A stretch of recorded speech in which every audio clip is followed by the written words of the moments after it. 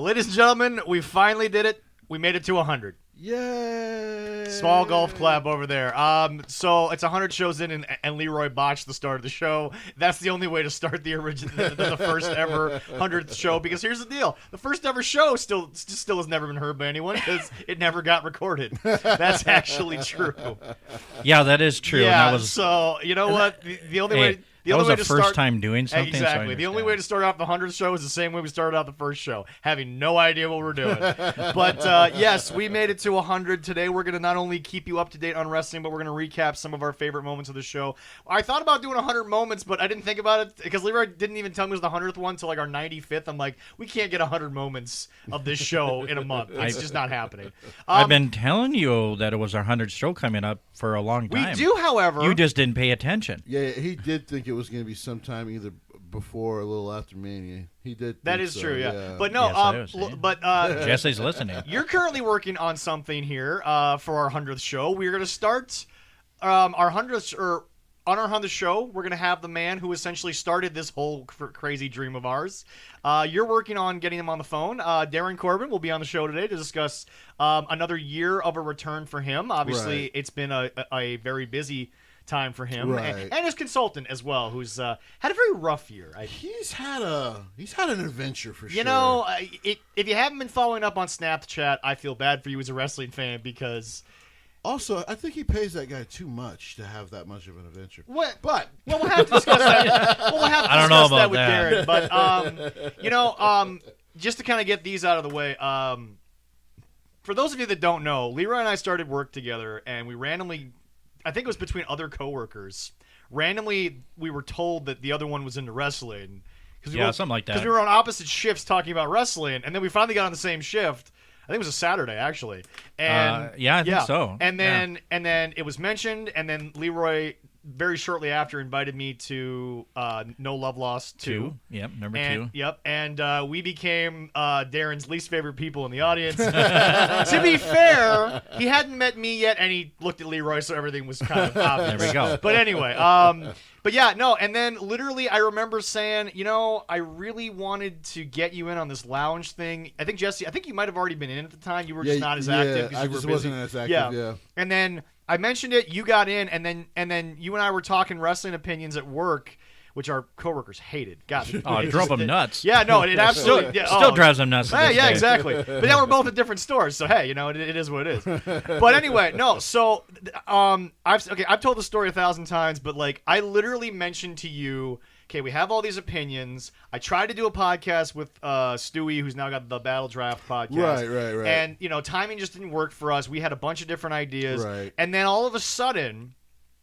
this is 2 days later. I'm not even joking. This is 2 days later. I walk in, and Leroy looks at me and goes, so I bought this podcast equipment off of Amazon. And I was just like, okay, I guess we're doing this because I just... No, I was just like, hey, it might be fun to try that. But Leroy, as he's explained many times, it's in his family's genes. He's a very stubborn old mule, and apparently he just was like, okay, let's just do it. Like this is gonna happen. And truth be told, I appreciate you, sir, for allowing me to join you in your kitchen pretty much every week for the last almost 2 years. And 3 years. You're getting worse. I've been around, as you say, 9,000 years old, and I can still keep my dates. Yeah, but here's the deal. You work with adults. I work with nothing but college kids, so I feel older. I feel older, folks. Let me explain that to you. Sometimes I feel like I'm working with children. Well, most adults become that when they try to actually get into a real job. Anyway, and then out of nowhere, I mentioned to you I had a buddy who watched more wrestling than most people probably should, and very unhealthily. Yeah, and had a very good knowledge of Japanese pro wrestling, which is something that I don't know much about. Yeah, and so Jesse, I don't remember if you can go back and remember, but we basically I got you to come on the show 1 week, and then it just started that you had nothing else going on. Yeah, and you were like, I'm just going to show. I think it was a little before the Edge return, before that Royal Rumble. Yeah. Because I believe it was the lead up to Wrestle Kingdom, and you were like, "Hey, man, I know you're big on Japanese wrestling. I don't know how much you watch WWE anymore, and I'm like, I still follow it religiously, even if it frustrates me. Yes. And yeah, AEW wasn't on your radar yet. Well, they hadn't started. Yeah, exactly. I knew about a lot of them, but they hadn't started. Yeah, yet. exactly. And then I was happy to come on and do that show. And then, a couple weeks later, you guys were like, hey, man, we would love to have you back. Like, the chair's always open. And I'm like, sure. Because then I started becoming a listener. And all of a sudden, I just started showing up every week. Yeah, it's just, And then, and that's what happens. And then, like I said, I never discussed with Leroy at all. I literally just opened that show by saying Jesse's now a permanent member, but I don't think you ever were going to question it. There's never. I don't. Just like, okay, there's more than two of us. That's good. Well, it helps. It helps. I think it's been since probably halfway through, so episode 50. So thank you guys for adding me as that third member. It's I'd have to look. I'd have to look that up. Yeah. It's No, been really okay. fun. It's been insanely fun. But yeah, I mean, well, and what's so unique is I'm not trying to stall for time. I'm actually trying to get this stuff over so we can get back to the regular show. Right. But here's the thing: people don't realize. We started this thing. We have done all the legwork ourselves. Jesse, you know this being in so many different bands. Yeah. We have promoted ourselves. Yeah. We've gotten people to sponsor us. We basically have had the motto, we will promote you to no end. We really expect nothing in return except maybe a casual mention. Right. And we have gotten to do certain things with our childhood love that I don't think we would have ever gotten the chance to do if we didn't just start turning on the microphones. Right. I mean, it is shocking to me, especially in the indies scene, how quickly, if you have a platform, especially indies wrestlers, they want your time. Oh, for sure. They want to get talked about, but it's just from the guys with Dave and all the guys in MAW to not just meeting Jerry the King Lawler, but essentially hanging out with Jerry the King Lawler. It's been amazing, and now we get a chance Kurt to Angle, Nick Aldis. By the way, those interviews are still up on YouTube. Well, that's the other thing. Now we're in the YouTube game, and it's like that's a hell of a lot of work. Oh yeah, in and of itself. Oh yeah. And now Leroy is just confirming with things here. Yeah, it's I mean, it's been a hell of a run getting to. I got to meet a teenage dream in Kelly Kelly. Katy Perry wrote about you. I mean, clearly, yes. clearly. All right. So we'll get back to reminiscing in a second. Here we are currently on and live, ladies and gentlemen. The man who can take credit for a lot of things. Some people think he's not warranted, but in this case, he is. Yes, Mr. sir. Darin Corbin is on the show today. Darin, how are you, sir? No, I'm doing great. I'm guessing it's kind of nice to have me back on the show, isn't it? Well, it never hurts to have somebody on here that scares Leroy. It never hurts. Did you ever think that you would get this far after just a minor shot to the groin, that this would continue on the way it has? I think that's a great... a rags to riches story, Leroy, that is like no other. Well, I'm glad to say that right now, if you didn't know, Zach took a bump, so I'm not the only one. Well, so did Jesse. To take a... Well, we both took a bump, but Zach took a chair shot. A couple of them. Oh, my God. Well, you think I'd know by now, but, when Paul Verk is in a mood, Paul Verk is in a mood. That's all I got to say. He's just violent nowadays. Yeah. He's had a rough time. Maybe he needs, you know what? Maybe Paul Verk could use some help. Darin, you clearly are very much known as the level-headed man, but your consultant helps out with that a lot. Well, at first, you kind of caught me off guard with that. I was like, I don't think I'll be level-headed. Well, that was kind of the plan. A little bit there. I mean, most of the time, I guess when it comes time for weapon shots and whatnot, it's one of those deals where if it's in vicinity, it absolutely can be used. But most of the time, like I said, when I'm doing an interview, all it takes is sometimes a simple backhand to get your message across. Well, yeah, and a bet at work that was still solved. And a bet at work. They still want to see me take a body slam. I know they do. I don't know. I don't want to do that. Well, that actually helps us transition to something for Darin here. Darin, recently you had a bit of you've had a couple of reunions in the last year, but you had a very large one recently. Yeah.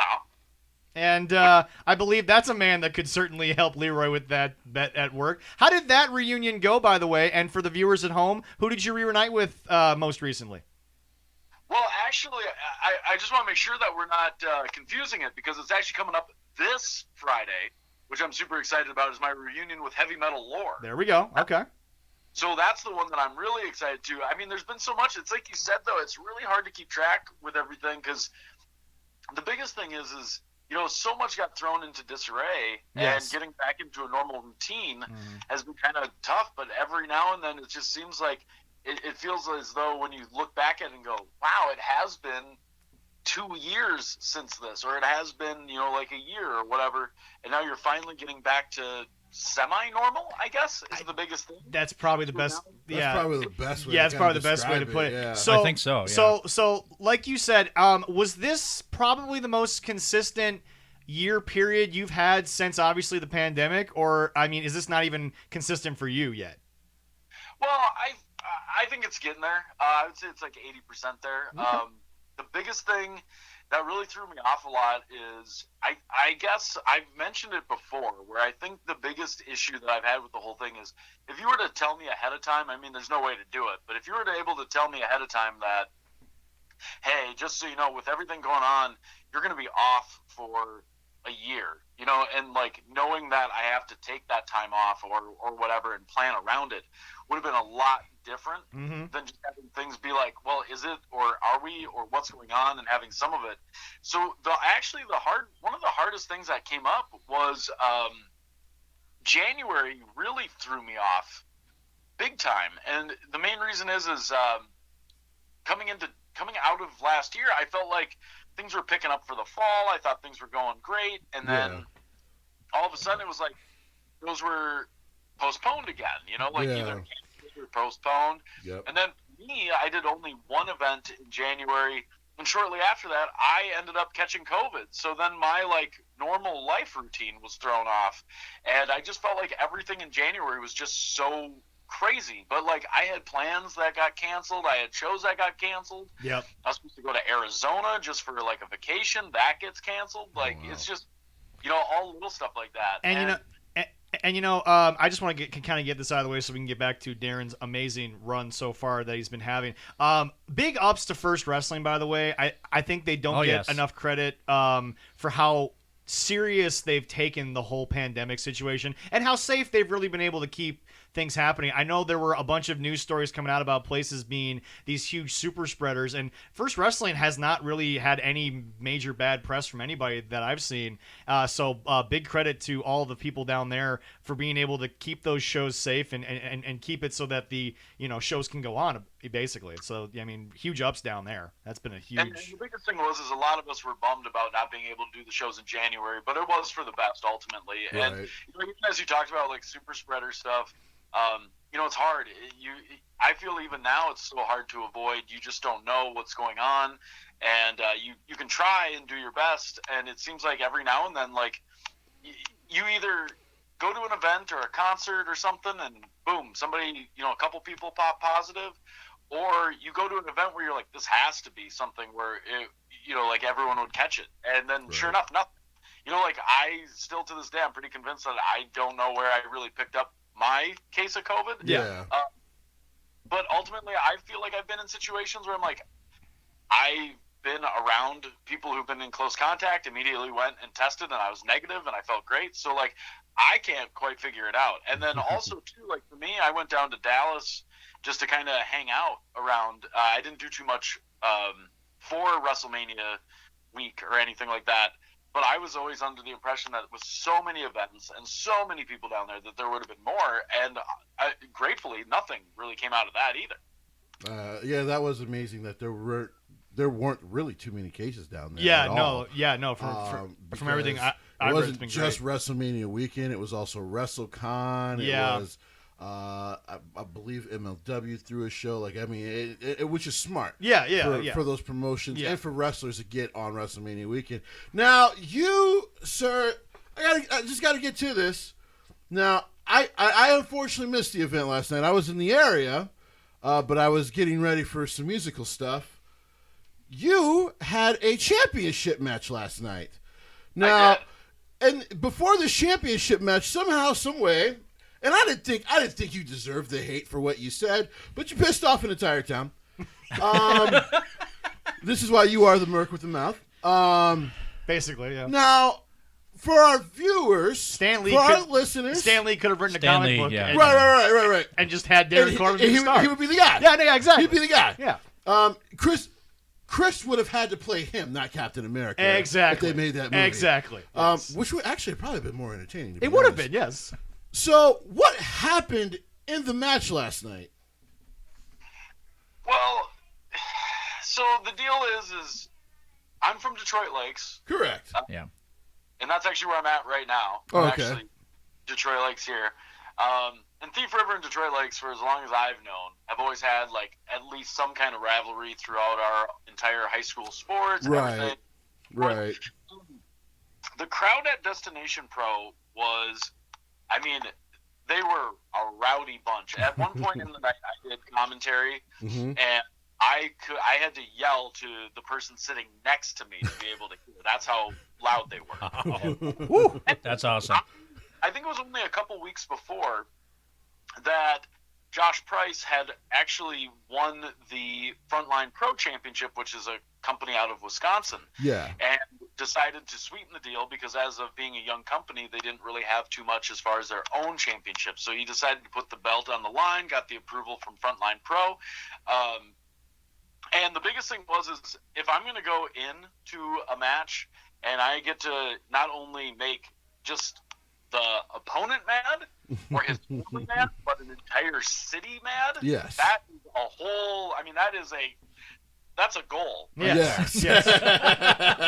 and I still think I should have walked out with that because, hey, I'm not going to lie. I take any chance to win. The ref went down. Not my fault. Josh Price wasn't aware of the ring positioning. He knocked down.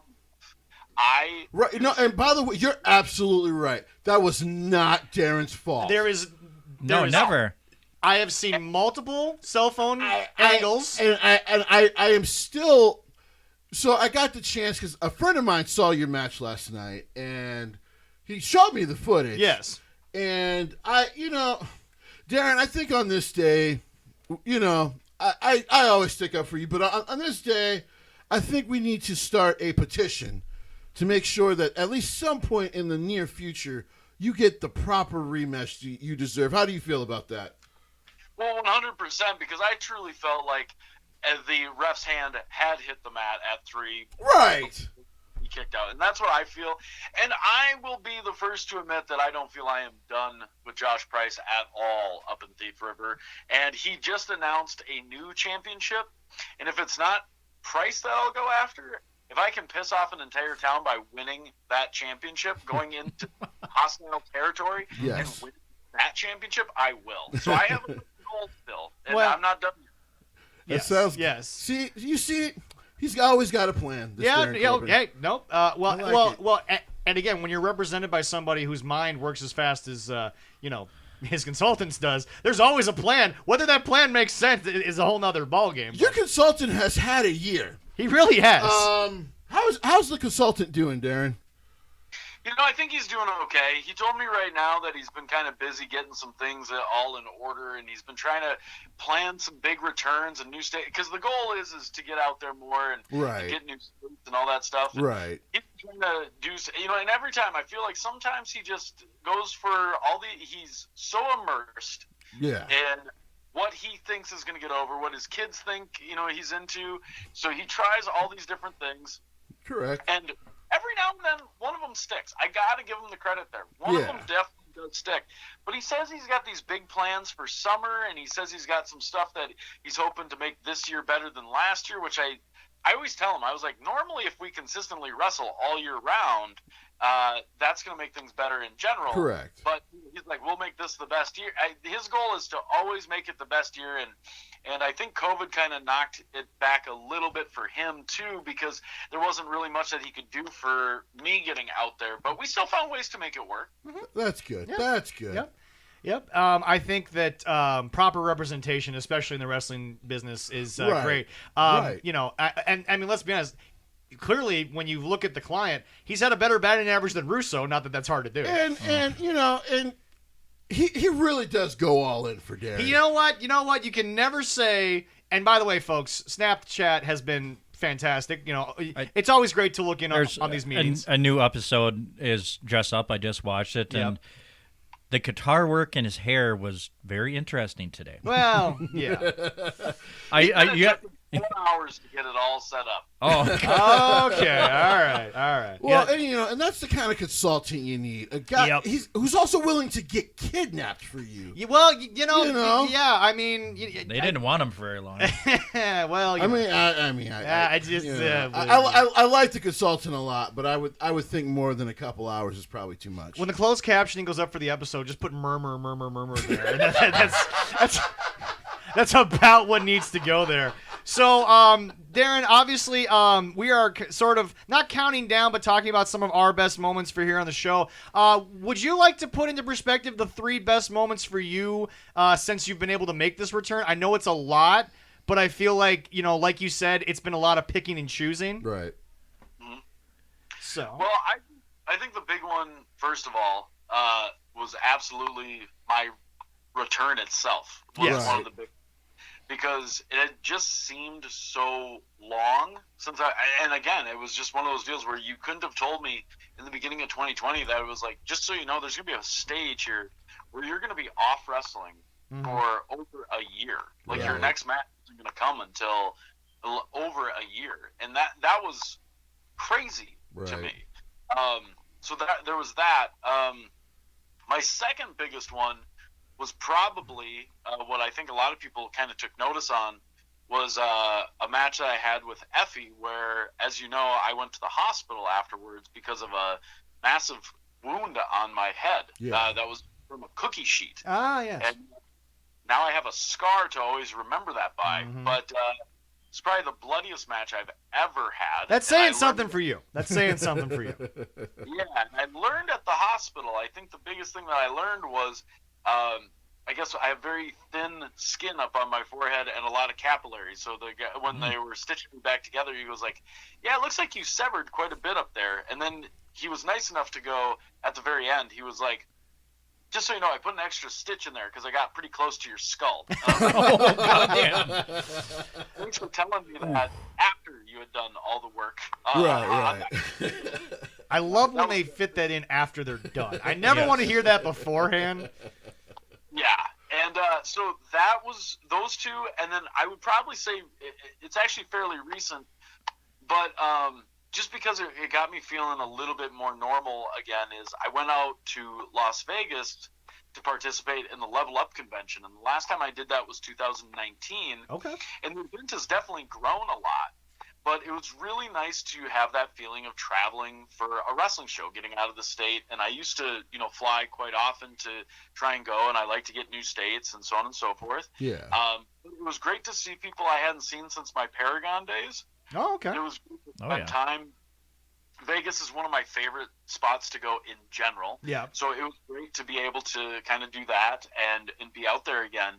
And to see the convention grow and to see a lot of the people there that are really trying to build that up, I really had a blast. And so just getting that feeling again, to be able to enjoy traveling for a show and actually getting to put in the miles was great.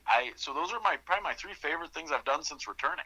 Okay. That's awesome. And of course, can we just to make sure we get this in, we can still find you on teespring.com?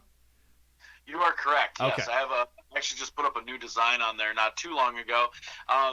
I'm probably going to get actually physical copies of it printed, but right now I got a couple unique things up on the Teespring, and I got a couple designs that I think I'm going to have very soon. I just need to get some finalized, so I'll be having new stuff up there too. Loved. Jeez, that means I got to buy some more merch. Well, you know what? My God. Well, you know what? You kind of owe him because let's be honest. You pretty much wasted his time down at. Well, but I've got so much. I need to add more merch to the wall. Is it possible to have too much Darin Corbin merch?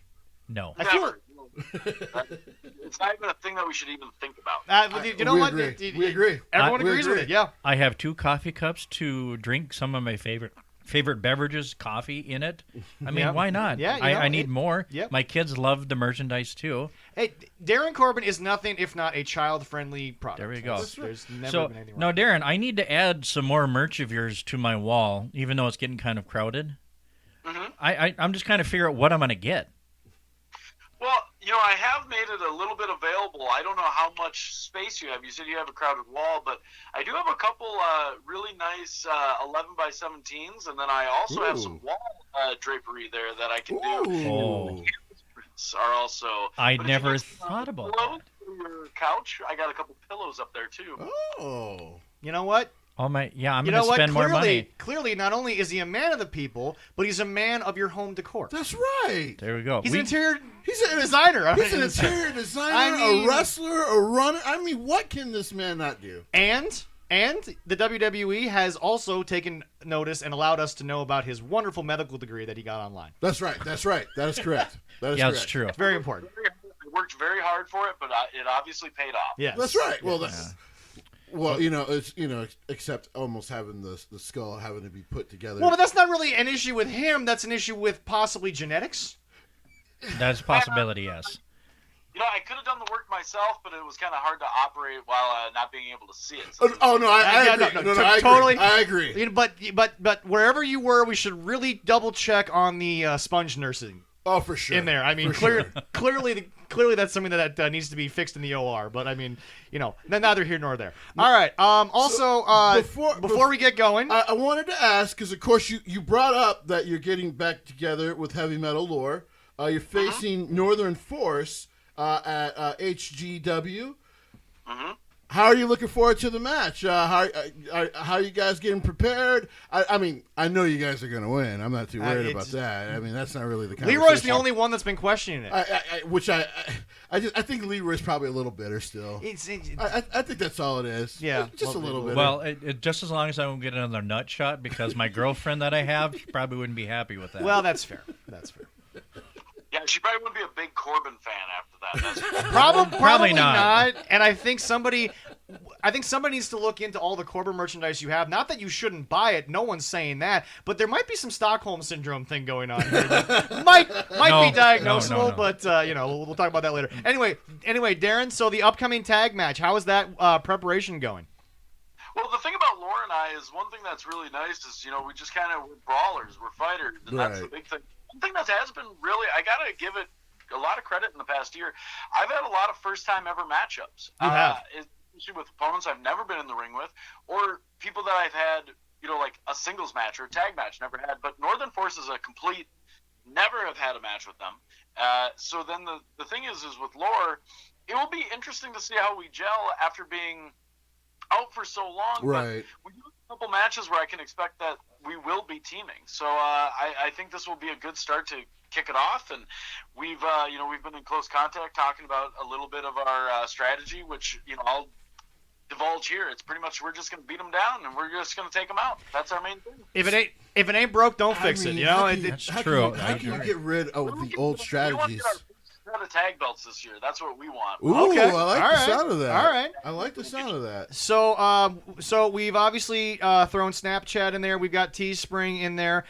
Is there anything else you'd like people to go find, or any upcoming things you'd like people to come see you at that you'd like to plug? May is going to be interesting because I got a couple things. Obviously, we mentioned Higher Ground, Yes. and then I got Battleground there. But it's my birthday coming up on the 14th of May, so I know that. But you know me, I always like to put up stuff on my Patreon. I post something new every day. Yes. Yep. I do something new. I do a lot of deals there, merchandise deals, so I have everything there. I know some of you have taken advantage of that. Yes, sir. Yes, I have.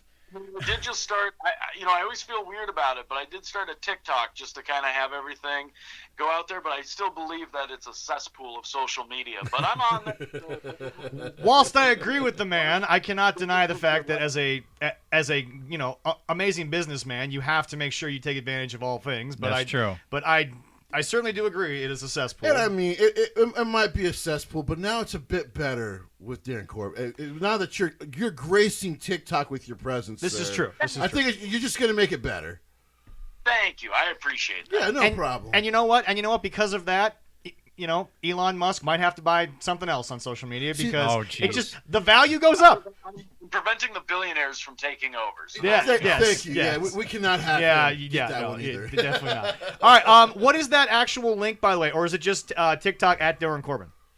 Yeah, it's just at Darin Corbin on there, so that will be the easiest way. And then obviously the Patreon is just Darin Corbin, so it's super easy on that. I normally post things pretty regular on my social medias, Twitter and Instagram and whatnot. So if you're on there and you follow me, you'll generally see previews of those videos come up. But today is the first of the month, so it's always a good time to subscribe because you get the most of your money. Yes, right. That is true. We do every month, man. I got my receipt for the 2 Patreons that I'm on, and it's always a pleasure to know that the Darin Corbin one comes through. Oh, yes. And you know what? It's probably the best purchase that you can make throughout the year. There's no doubt about that. Oh yeah, I appreciate that. Thank you. And you know what? We also have to point out, even though we will have the show next week, but Darin is here. Mother's Day is coming up, and what better thing to get for your lovely mother for the year would be a subscription to Darin Corbin Patreon. Which would be great. And also, my mom has one of my pillows, so that's another thing that you can get off of the Teespring. So, yeah, it's been it's a good Mother's Day gift. Yeah, no. My mom would wonder if I gave her that. Well, again. But my mom loves me. Yeah. And she listens to my show for the first couple minutes because we swear too much. Yeah, well, after that. But I mean, the home decor value of that pillow. I think she would. My kids are such big fans. If I get them there, they're going to steal the pillows. Well, that's why you buy 3. I mean, they're very comfy pillows. Yeah, my kids, they're one of your favorites, even though Eben might like the system now. I don't know. He's becoming a fan of his, but I'm trying to persuade him to still, be your biggest fan. I hope. You can always have more than one favorite, that's for sure. As long as the check clears. And they always do.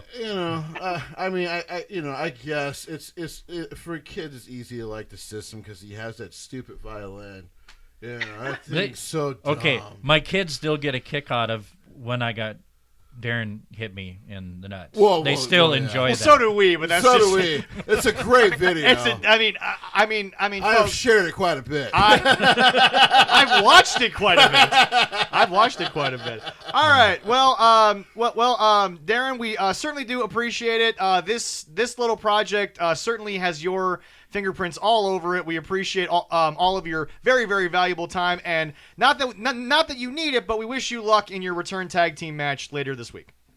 Well, thank you so much, guys. I appreciate you having me on. Always a pleasure. Take care, Darin. And we'll get you back on soon. Thank you so much, sir. Take care, guys. The Merc with the mouth, Darin Corbin. Loudmouth mercenary. I keep telling people. Yep. Go find him. Yeah. He's just phenomenal. Yes, he really is. Well, and you know what? We didn't even have a chance to ask him his overall thoughts, but you putting him at number 4 in the best. Oh, sure. Comedic wrestlers. He was happy about that. He was happy about that. That was very good. Because here's the thing, like I've told people, it's Darin is a guy. If unless you're very familiar, especially with either Minnesota or West Coast scene. He's maybe not a guy you've heard of very often, but you listening to this show, we will inform you about him because he is absolutely worth you going to find if he's coming to your area and checking out. He's entertaining.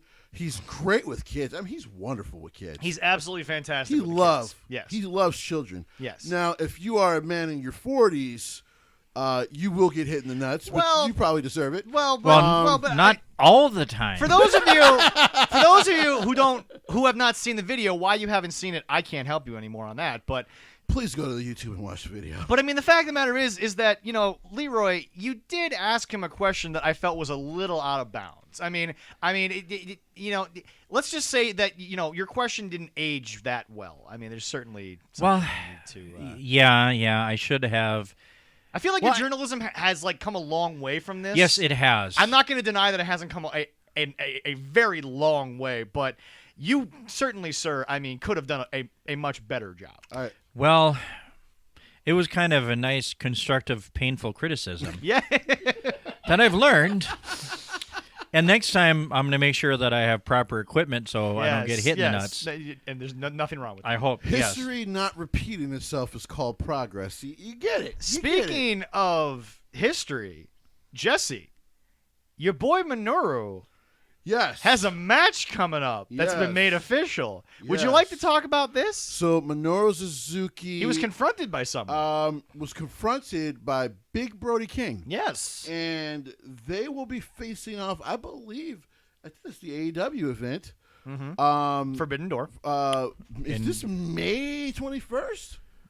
I will have The to check Forbidden the date Door? on that. Yeah. I believe so, in Chicago. Yeah, it's in Chicago. Well, I mean, it's either Chicago or they go back to Jacksonville. That's It's the only place they can draw a crowd. right. I mean, So, and we'll get into them. I know Yeah. we're taking our little pot shots, but Yeah.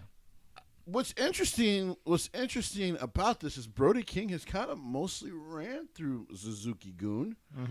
So, But now he's about to face. he could be in for a little bit of an ass whooping. Well, here. that's what I'm saying. That's what I'm saying. You got through Suzuki-gun, but now you gotta get through Suzuki. which is not an easy feat. No. Not in May. June 26th. June 26th. Okay. Sunday, June 26th. Now, when it it's is. interesting that Jesse brings that up because with their new pay-per-view coming up, it is interesting. So we here at the show, we take our pot shots. We say what we have to say. But at the end of the day, despite what we've been labeled in the past, I wouldn't call us haters of AEW. I would No. call us, criticizers. Now, Sure. now, Colin Cowherd likes to do this thing every Monday where he was right, where he was wrong. I would like to kind of piggyback off that by admitting to the people listening that I recently looked up some numbers, mostly for the show because we have to. With the ratings? Yeah, exactly. So anyway, I'm gonna check this photo because it's buried deep in my vast thing of photos here. So I would like to amend my thing. For the longest time on the show, we have mentioned that AEW has yet to be able to get 1 million 4 weeks in a row. The truth is, this past year, they actually were able to do that 6 straight weeks. Oh. Now, this was September, starting in October. It ended in August as well. Okay. Actually, no, sorry. It started in August, ended in October. But what's really kind of concerning was it was the October 6th show was the lowest, but it was still over 1 million. That was the 1.53 million. Okay. And the very next week was under 770,000. We don't want to talk about that. Sorry. This is a good segment. This is a good segment. But Jesse, they've still only done it 6 weeks in a row. This is their bar. What was going on back in September? This was last year. 2021. I believe this is when they finally brought in all the debuts. I mean, like they had that momentum going for a little while there. Right. Was that the debut every pay-per-view and every show Well, this was for a while, or what? Well, this was after WWE cut cut people that we'll talk about in a second. There was another round of cuts. Oddly enough, the only two that I care about weren't cuts. They were just non-renewals at the behest of the talent. But we'll get to that in a second. But Jesse, as we move into our 100 shows, we have grown, and yet we've watched a company that, whether they want to admit it or not, they've grown, but not really that far. They haven't grown to the point that they should have at this point. They should be able to do over 1 million just about every week, and I mean that because Raw went up. Now it's gone back down in its average. Yes. But Raw for a long time was starting to get close to 2 million again. And by the way, can I point out something? If we talk about that whole dip that they had for a while, Sure. Doesn't that kind of take away the idea that WWE has the built-in audience that people were using as an excuse? I mean, don't get me wrong, it's built in. I'm not going to deny that. But it's still there's a very casual audience there. Yes, but see, that's the thing that people don't realize. And even Jim Cornette has had to come around to acknowledge that the casual fan is what grows the product. Right. Part of the problem with the territories back in the 80s and the 70s and the 60s as well, and the 90s, they really started to fizzle out. Right. WWE was like the dominant thing. WCW got on television for a little Right, while. right. But one of the real problems was you built such a hardcore fan base.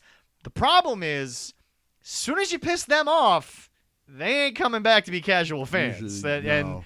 And that's what kind of... See, it's this weird thing that Tony Khan does something where he pretty much just lets Cody Rhodes go for free. Yeah. He got to take his music. As far as I've researched, there is no non-disclosure agreement. Cody can pretty much say whatever he wants to Vince at any time. He probably won't though. Yeah. Well, he can say it to Vince, but he probably will never speak of it. No, and I agree with that. Yeah. But here's the thing: if there isn't, I mean, again, I don't know for a fact there's a Right. non-disclosure agreement, but if there is, it's not that quote unquote Vince can't still get the information. Right. Cody may not be able to specifically say the date the contract's up, but he can sit there and be like, I can tell you they're not that happy. Right. And that's actually around the contract if it exists. Right. But Vince McMahon would have probably done something. Let's say Cody was going there. Right. And they existed. Right. You don't think that Vince McMahon would have made sure Cody went there and was pretty much useless to Tony at that point? Depending on Which would have hurt the audience that they have down there in Well, AEW. here's the thing. He's always owned that music. True. He pretty much bought that from that band. Because WWE owns Miz's music, but they wrote the song. Right. But I think they contracted them to write the song. Right. So they still get mega royalties from it. Oh, Don't- yeah. Don't get it twisted. Those guys are able to pay house notes and car notes because of that music. But they might not. Well, and the thing is, every time they, it's like people forget. Every time a big debut happens, oddly enough, in WWE, not AEW, iTunes charts are suddenly littered with these songs. Right. Right. And it's an amazing thing to see. Well, it's funny because now he comes back as the American Nightmare, and that thing climbs to the top 5 on the Yes. rock charts of the billboards. And the song had been out for 7 years. yeah.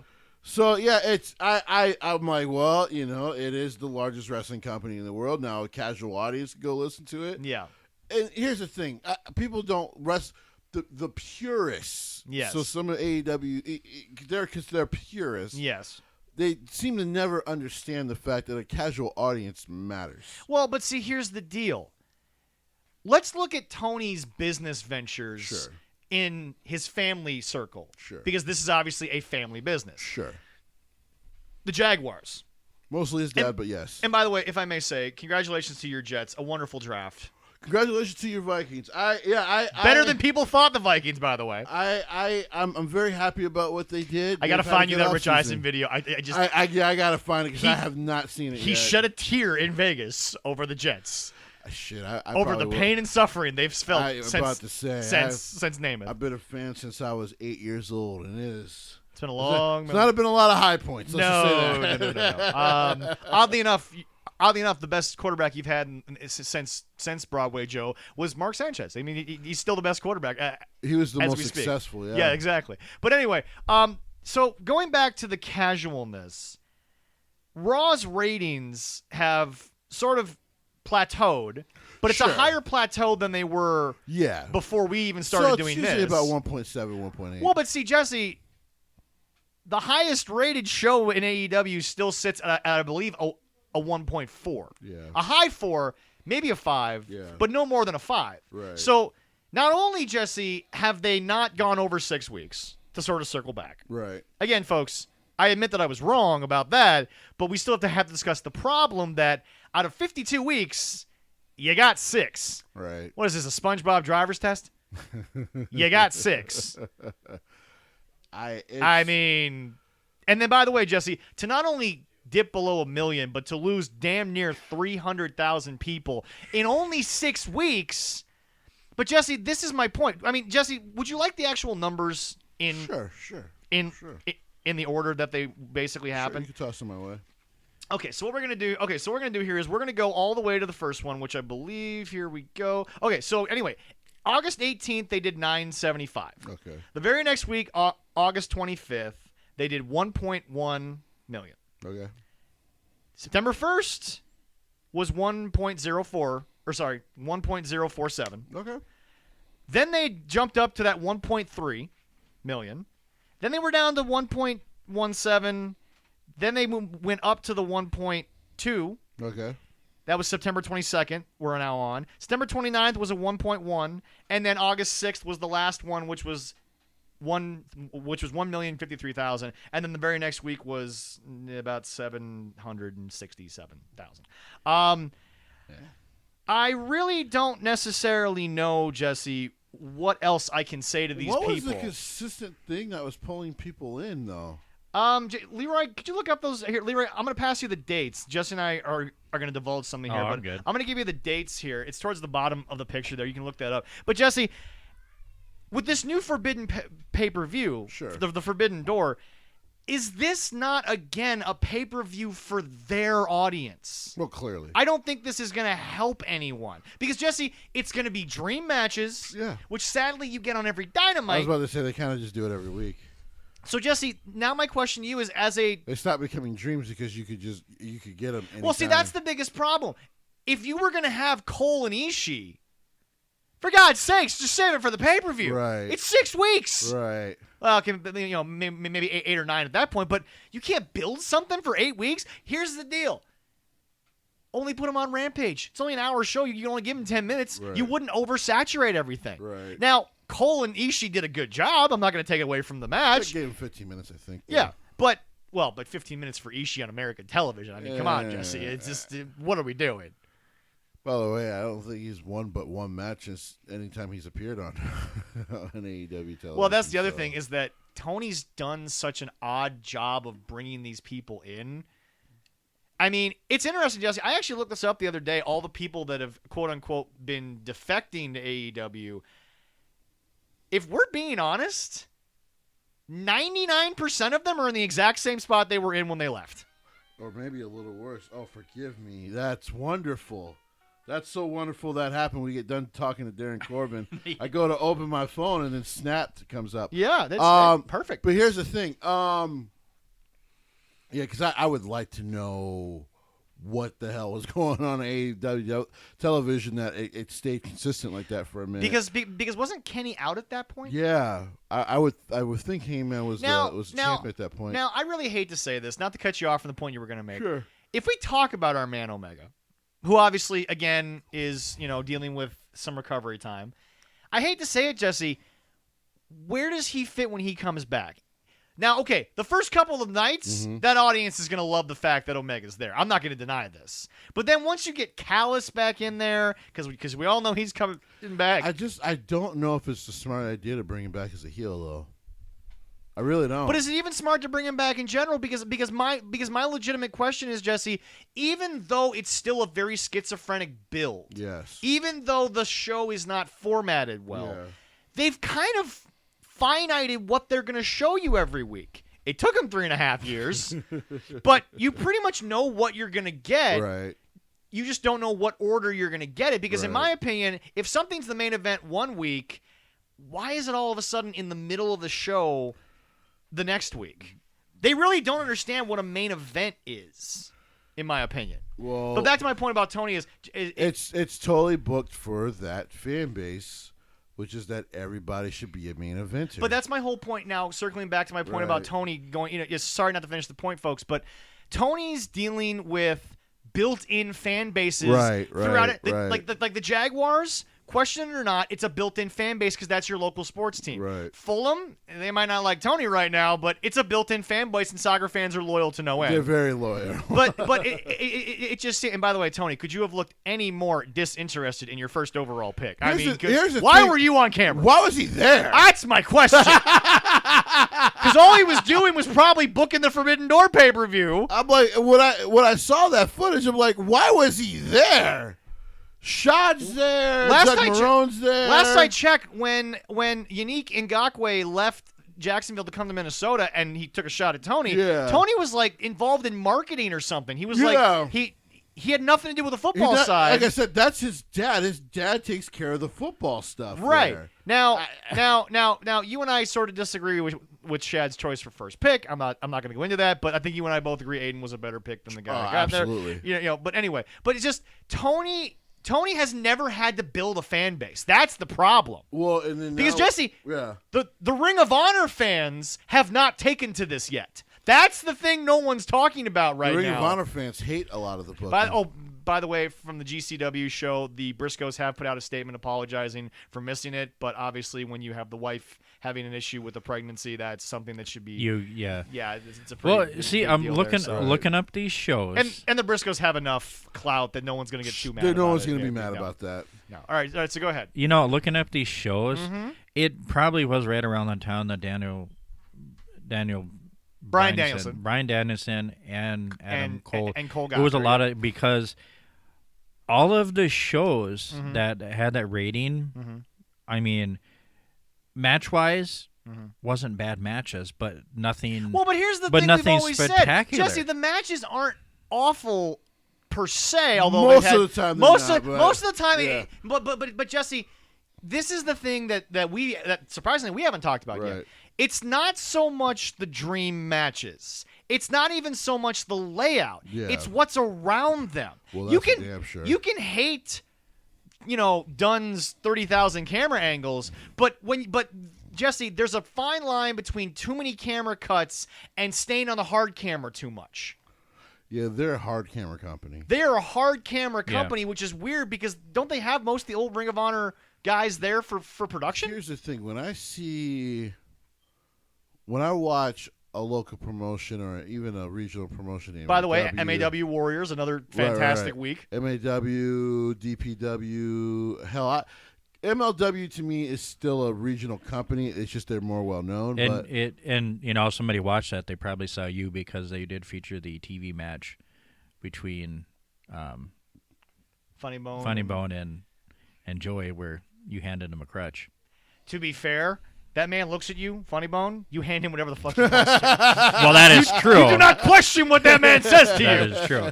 Your But demigod of death speaks. You listen. But if anybody watched it, hey, you got to see one of us featured. I was at the show. I probably was not on camera. You for also that. didn't know 5 minutes before the spot that you had to do it. Well, yeah, I did. I Yeah. found out that you had to do it. Yeah, I know. Yeah, I know. And I had to inform you. Yeah, I know. You did. Brian did. Eli did. I was the only one who didn't know. It's like, hey, Leroy, what, Eli? Tell Zach you got to do this. Okay. Hey, Zach. Now I got to run back and find Eli. Not an easy man to find because he's so busy.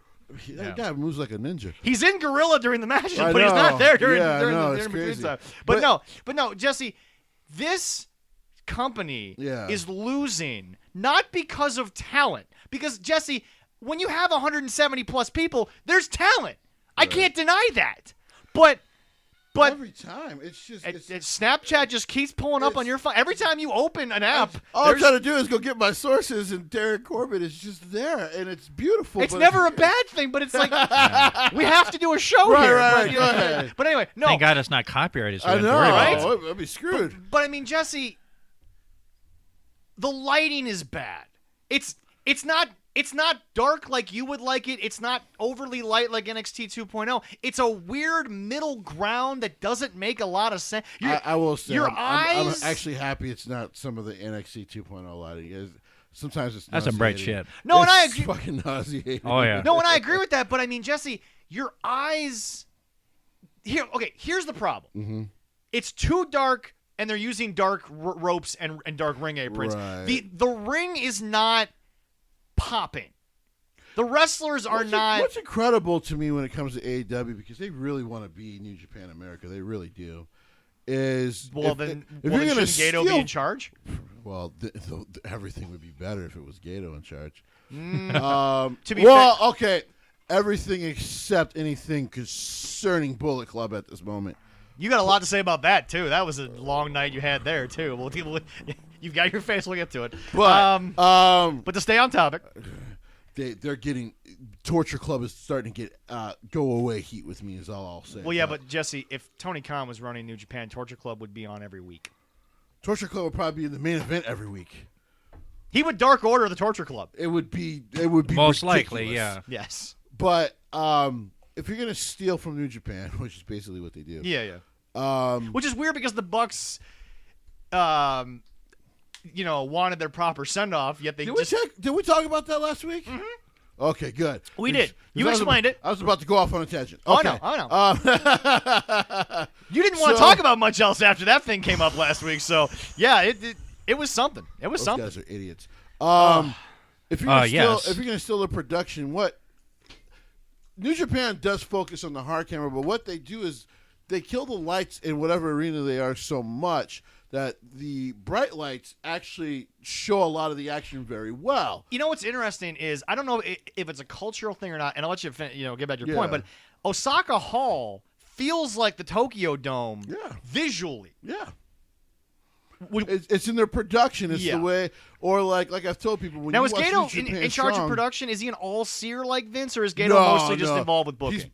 He's mostly booking. I forget the name of the man in charge. Actually, the woman in charge of their production, but she does such a wonderful job.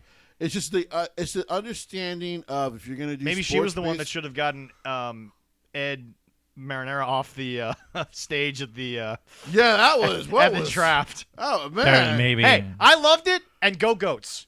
Blue Mountain State all day. I'm not yes. saying it. I'm not saying it wasn't great, but I was like, bro, we got things to do. What was longer? What was longer? Him announcing the pick, or Aretha Franklin doing the national anthem? You know what? She could still be singing it. And I love that one. But she could still be singing it right now. Oh yeah. But yeah, so if you're gonna steal that production, Yeah. then just steal it. Because right now, no, they don't have the 20,000 cuts that the Bucktooth Beaver has. No. But it's still at times. I'm like, it's hard to follow. Sometimes They're doing too much as well. Right. And the biggest problem for me is Before you finish, Yeah. you know what they need to get rid of? Get rid of this damn ring post camera. You want to know why? Oh, God, it's because so- you're giving away the fact that sometimes your wrestlers are talking through a match. yeah. You could clearly see it. One thing that Vince. Well, that's true. Vince mics up Roman, but Roman never calls his spots. He's just talking trash. So here's the thing: Vince mics the ring. Yeah. Now, he's kind of always done that. Yeah. because sometimes they also like to use that footage and sound for when they do their video packages. Yeah. And during the pandemic, they were able to just let those, let the wrestlers talk in the ring, which was really cool. Yeah. But you know what he doesn't do? Because that's why Becky ended up starting to get called out by fans because she was just so damn loud. Right. It was just the fact that don't show them talking to each other No. to kind of figure out the match in the ring. Because it drives away the story and the suspense. Yeah. And I'm watching the Lance Archer Warlow match, and I knew everything that was going to happen because I can literally see their mouths moving every time they go to the ring post cameras. It's like, dude, get rid of those. You don't need them. Yeah. No, No. there are easy and simple ways for them to communicate with each other to know what they're going to do. Because if they're doing a lockup and they're that close, you can easily say something. Prime example. and then do it. Was Right. this past week on SmackDown? Great show, by the way. I actually really enjoyed it. The opening match when Drew. Surprisingly, very quickly grabbed Sammy by just a few hairs there. That might have hurt more than grabbing that full head of hair. But when Drew's pulling him I back, try to warn people that Drew was probably going to whoop his ass. but when Drew's pulling him back in for that superplex Yeah. off the top, that's kind of the break moment where they're discussing, okay, Sammy, are you ready? Are you loose? Can we do this? Right. But nobody noticed because they didn't have a mic or a camera facing the two guys. It was Right. behind both of them. Right. So it's just, Jesse, again, where I was right, where I was wrong. I've never denied the talent in All Elite Wrestling. No. But the production is not helping anyone. Now, there's no helping the Elite. They can't be helped. No amount. Only Vince knows what to do there. I think it's Only Grandmaster Vince can help them. Before you speak, Leroy, let me the clear production. this up. Yes, There is no helping the young cucks. I still believe in they're the young Cole. cucks now. I thought they were Yeah. the okay. Yeah, We have moved on from the sucks yeah, to the yeah, cucks. to the cucks. You see, I still believe in Cole, Riley, and Fish. I do. I think you have to. Oh But- yeah, Because I saw it, and I saw it with less production in ROH. Right. And I saw it with decent production in NXT. And they also listened to Big Sean Papa H, and yes. Papa H. Yeah. And by the way, I know we don't have it on here, but I thought that was an absolutely wonderful interview that Van Valet was able to get with Athena, formerly known as. We'll talk about it. We'll talk about it. Go ahead and say what you were gonna. okay. say. Well, I'm saying their production needs help in AEW, but as we talk about, their booking still needs help. Well, but see, here's the And thing about the booking, though. You book for your audience. I've come around a little bit to the idea. Oh yeah, I've basically. The problem is that Tony doesn't realize that his audience doesn't care about consistency because to quote Jim Cornette when he was talking about the top 10 things AEW had been doing wrong from the Sportster, I believe, Right. is what Brian was reading that list off of.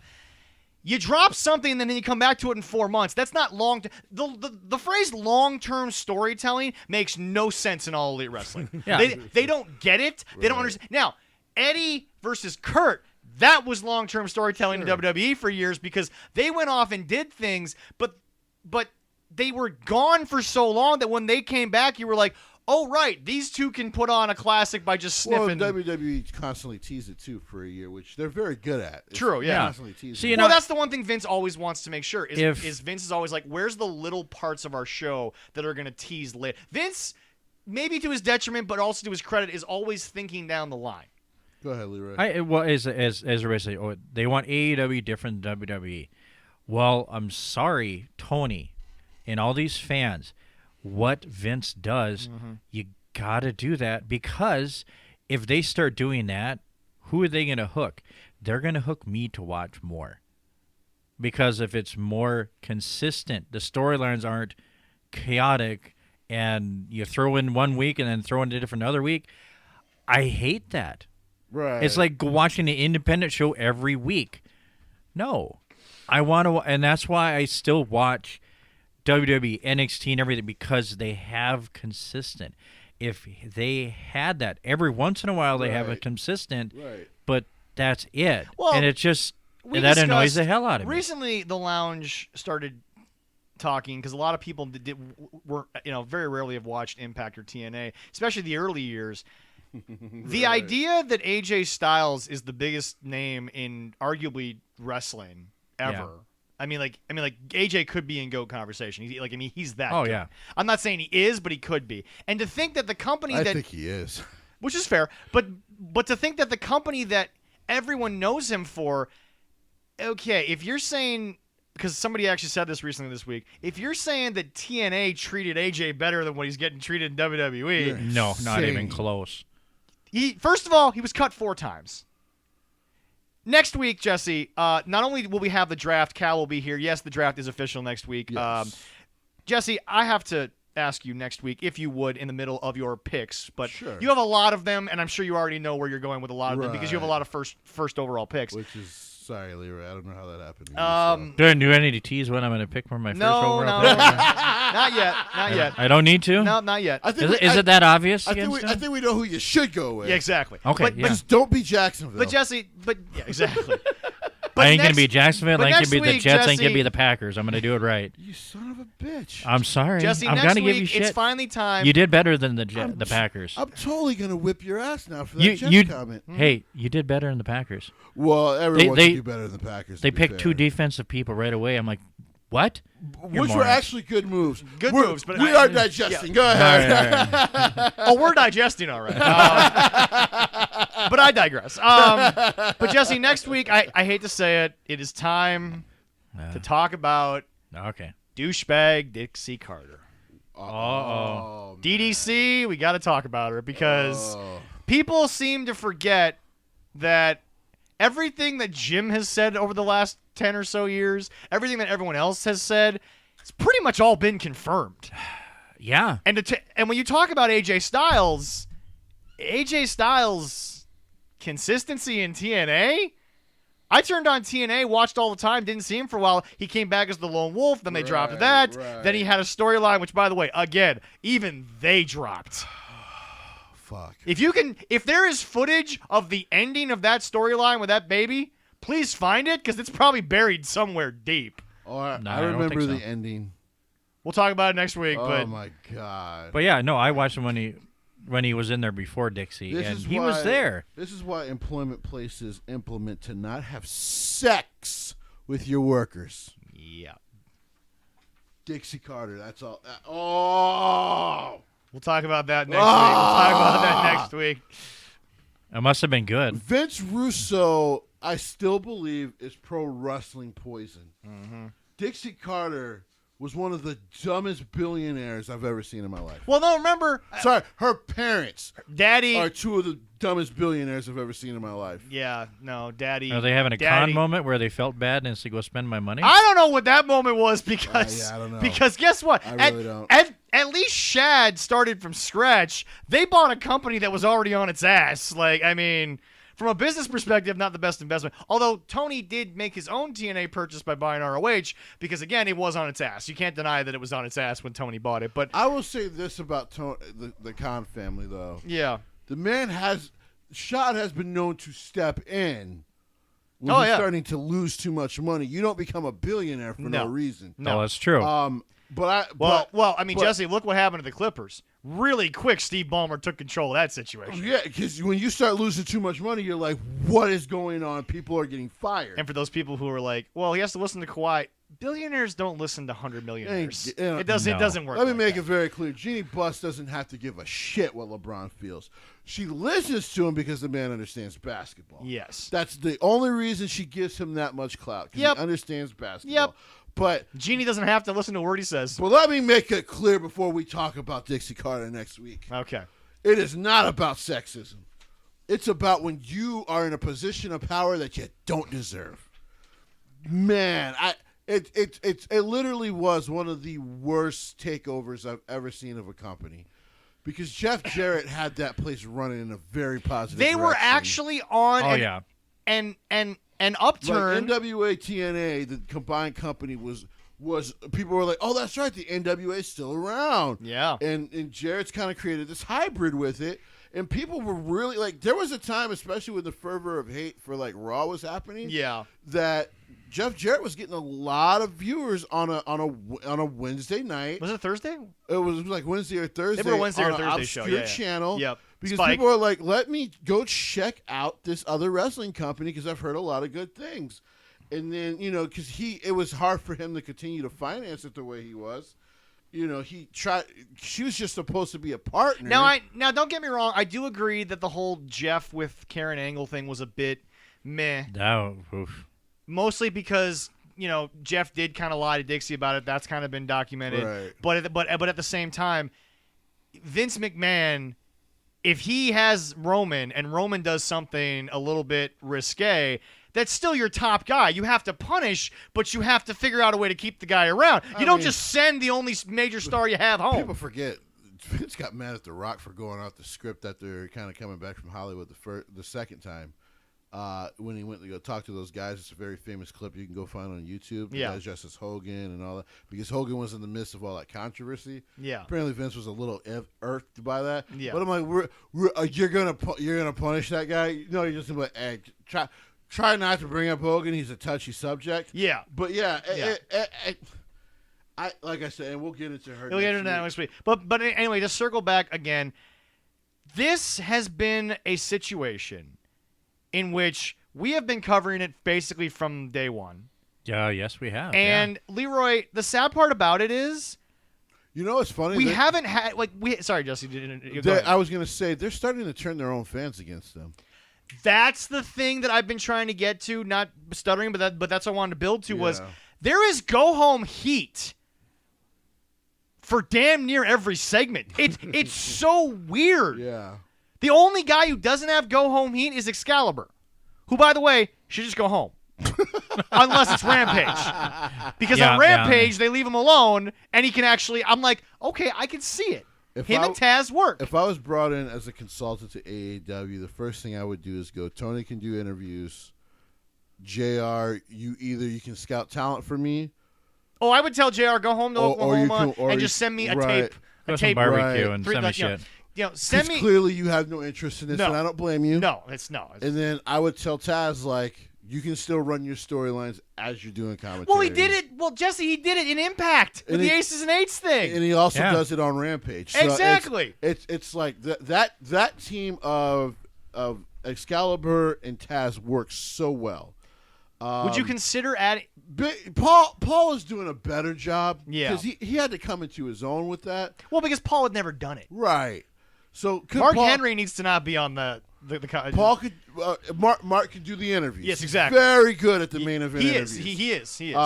Commentary, hell no. No. I don't mind that they have Ricky Starks and Chris Jericho on Rampage, because it kind of gives a wrestler's thought on a match in a story maybe they're not involved in. Yeah, And yeah, I actually think that's really insightful when you can do that. Yeah. And really can give a casual fan and go, well, that's interesting. Yeah. I didn't know about that. But see, that's the other thing that they're missing is that they're missing a good commentary team, and it's through no fault of the three men on the I thing. cannot, like I told people, I wanted to blame Excalibur, but the more I watch, I'm like, I cannot. Clearly, every time when you see him, and you guys can't watch me as you're listening to the cast, but Yeah. you literally see him with the headphones, he's gripping, and then he starts talking. So clearly he's being fed things. Excalibur's always better when he's free, Yeah. which on Rampage he clearly has. Which more by the way, freedom. why isn't Tony doing the plugs?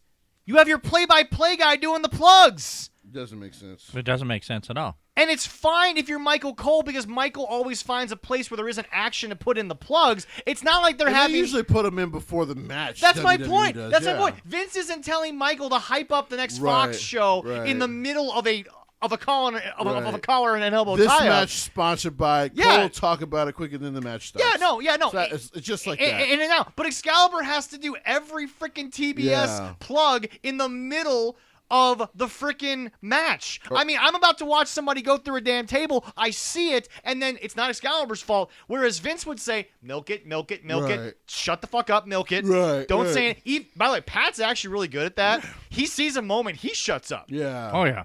He's really good at that. But Pat's just a genius when it comes to talking. I tell people all the time, how do you leave only an 8-year career in a 20-year position Yeah. and you're an all-pro after only 8 years? You do when you're Pat McAfee because you still make money doing it. He's a very smart businessman. But my he's an point, athlete. yeah. But my point is, Jesse, somebody goes through a table, Excalibur says something, and then all of a sudden there's a plug. And I'm like, what the hell is this? Or promotion for the main event match. Like you don't have to promote it every bit of the show. You guys know that. Well, that's the right? other thing. They overdo some of Vince's biggest pet peeves, and sometimes Vince can get a little lackadaisical with them, but it's never this bad. No. I mean, I'm starting to realize that I can't blame a lot of the wrestlers because I do enjoy a lot of them when they're on their own. Yeah. But when they're in this environment, they're in this production, there's no way that you can look better than if you're at some spot show in the middle of Bumpshart nowhere Right. because their production's not this bad. Right. This is insanity. Right. I can't watch a full show without taking a break I know. because there's either not enough going on or I just don't know what the hell's going on. There's too much going on most of the time. Oh yeah. That's it. If they would clean that up, then they're going to get people like me that will want to watch it. Well, and because that's the good matches for are them. usually good. That's but Yeah. the problem is I can't physically watch it. I can't stand the commentary because those three guys are better than what they're doing. Although I think Tony's proof that Tony has been gone for 30 years. Tony Schiavone should just do backstage interviews. That's what he's good at. Tony, Do the interviews. Tony Schiavone better be getting paid more than Excalibur and JR combined, and here's why. He's on the show on camera more than those two are, but it's mostly pre-taped backstage interviews that clearly Tony didn't just run out to Right. do. Because remember, that Shaq thing was pre-taped. And I really, like I said, I would let JR just either retire or do my scouting department. JR, go home. Because I want 2 tapes a some week from barbecue. you on That's guys it. you want me to sign. because That's it. Because you're giving them nothing before a show, and you're giving them nothing to give a shit about. Well, they're not really. Well, to be fair, it's been proven since the first night they don't listen to Jim Ross. No, they don't. You can't blame Jim They Ross literally for. got mad at Jim Ross for being right. Yeah. Well, yeah, because he was. I'm like, you really got mad at him because he pointed out to the talent backstage, like, guys, when you just go do all these spots, it doesn't look great on Well, camera. not only that, but to sit there and go crazy that his opinion was that Randy Orton was the best in the world. Nothing against Kenny here, boy, but Kenny, you ain't got Randy's resume. No, he doesn't. You don't. No, he doesn't. Under no circumstances is anyone going to sit there and tell you that Kenny Omega is a better overall career right now. Fine, whatever. We can have that argument until the cows come home. But an overall career, 20 years of what Randy Orton's done versus what Kenny Omega's been doing his whole career, it ain't the same. No. And we know that sometimes Randy wasn't all there, didn't really care. He still put on better And he still shows than put on a damn Omega. good show. Totally been on better shows. It's insanity. Okay, first of all, you're mad at him when he's right. You're mad at him for an opinion. Right. And by the way, your freaking executive vice president, Kenny, literally hyped up the opposing video game. I know you defended it, Jesse, and said it's not that big a deal, but from a business perspective, why are we even talking about WWE 2K? Yeah. What was the point of that? If he's promoting it as a gamer, That's fine. Well, that's one thing, but to literally in the middle of the interview for your freaking video game talk about theirs, I mean, come on, Kenny. Throw it in at the end. Don't say it in the middle of the interview. Yeah, it's you can compare what... Daniel needs to be in control of his interviews, well, too. He could have compared Yeah. what 2K is doing to what they are going to do on their video game. That's the thing. That interview gave nothing away. Kenny gave nothing in that interview. He basically just said in that interview, we're still working on it. Go back and read it. He didn't say anything. If he still looks like the pictures they have of him in that game, if he still looks like that, that's really sad. They're 3 years into development on a fucking video game. He's like all muscles, and then they show Jericho. He's kind of fat. I'm like, wow. Fuck Jericho. But he doesn't. Jesse, he doesn't look Jesse, like you're that. right, though. He doesn't look like Jesse Kenny doesn't is look the like a embodiment of NBA Twitter. You're right. Jesse is the embodiment of NBA Kenny Twitter. Omega does not look at like a Greek god. Yeah. Kenny No, Omega he looked like- doesn't. But funny story. Remember how we keep making this comparison and people keep giving me shit for it? You know who he looked like? He looked like Ultimate Warrior. Yeah. He did. He did. Yep. I might buy the game. I feel like a lot of might us want to rent buy it it. to see what the engine is, but I'm gonna be very clear. That shit will be back at GameStop very quickly if it ends up playing like TNA's video game did. The first reviews are going to Who's running the engine? Who's running the engine for that? Themselves. They're doing the whole thing themselves. No, so it's Who's got the engine? Is they got what company is going to run the engine? I think you would have to double check for me, Leroy. Double check for that, Leroy. I'm pretty sure it'll be EA. Is it EA? I think it's going to be EA. Okay. So it's going to run smooth. Yeah. No. That won't be the issue. Yeah. No. EA's problems that they fix on patches usually isn't in-game play. Their fucking problem is we're going to give you a game, take out the bad things you didn't like, give you like a little bit of small good stuff, and then we're going to sell you the game for $70 again. Yeah. Like, you know what? Kiss my ass. I hear you. Every year I go buy Madden. Every year. Yep. I'm so mad at myself. Every year I'm like, man, this one looks better, and I get suckered in like a loser. But first of all, the first thing Kenny Omega needs to worry about is his health. The second thing he needs to do is you need to come back with something more than this because you're going to be their biggest star regardless. So you just need to take a Roman Reigns like role into this company because there's a few guys on there that I feel are main event caliber. Yeah. None of them are around the title picture right now. Yeah. Yeah. That's the thing that bothers me, Jesse, is everyone wants to say, well, Paige has had good defenses. Okay, they've been decent matches. Yeah. Who's he faced? Adam Cole is big to you, not to everyone else. Yeah. Bryan Danielson was big to everybody else. That's why they tuned in to watch. Well, that's why that they were probably getting the ratings too, because when you nobody get Daniel knew. Bryanson, Nobody outside of you knew. Hell, nobody outside of America knew Lance Archer when Lance Archer was facing Adam Page. Bryan By the way, Danielson, sorry. yeah. By the way, at this point, I think most shows just do whatever. I confuse it so often. He was Daniel Bryan for so many years. So For like over 10 years. So, but Jesse, they have never had a talent issue. What they've had is a production and booking issue. right. That, by the way, back to my point originally, Jesse, because it's been a tangent day, but Darin will do that to you. Because but he gives us so much. He does. He does. He's so But good. Jesse, 99% of the ex-WWE talent, they're in the same place, if not worse, than when they were in WWE. For sure. I'm sorry. Did y'all forget Keith Lee was there? By the way, like I told people, I think they did. when you bring in Phillip Brooks, when you bring in CM Punk, Do you see him winning? he actually might not. But like I said, when you bring him in, you're not bringing in just a star. You're bringing in a fucking problem. Because regardless of maybe how much he's changed from his old ways and why he took his ball and went home, Yeah. that fan base for him has not changed in 7 years. No. So, which I was happy to be rid of them in WWE for a while. A lot of people were. Because it was just like they were poison. If their guys weren't winning, they took over show. Like, it was poisonous. You have an idea? No, well, what they're going through Yook. What? Oh, Ukes. Oh, it's okay. Uke. Which they're Decent and games.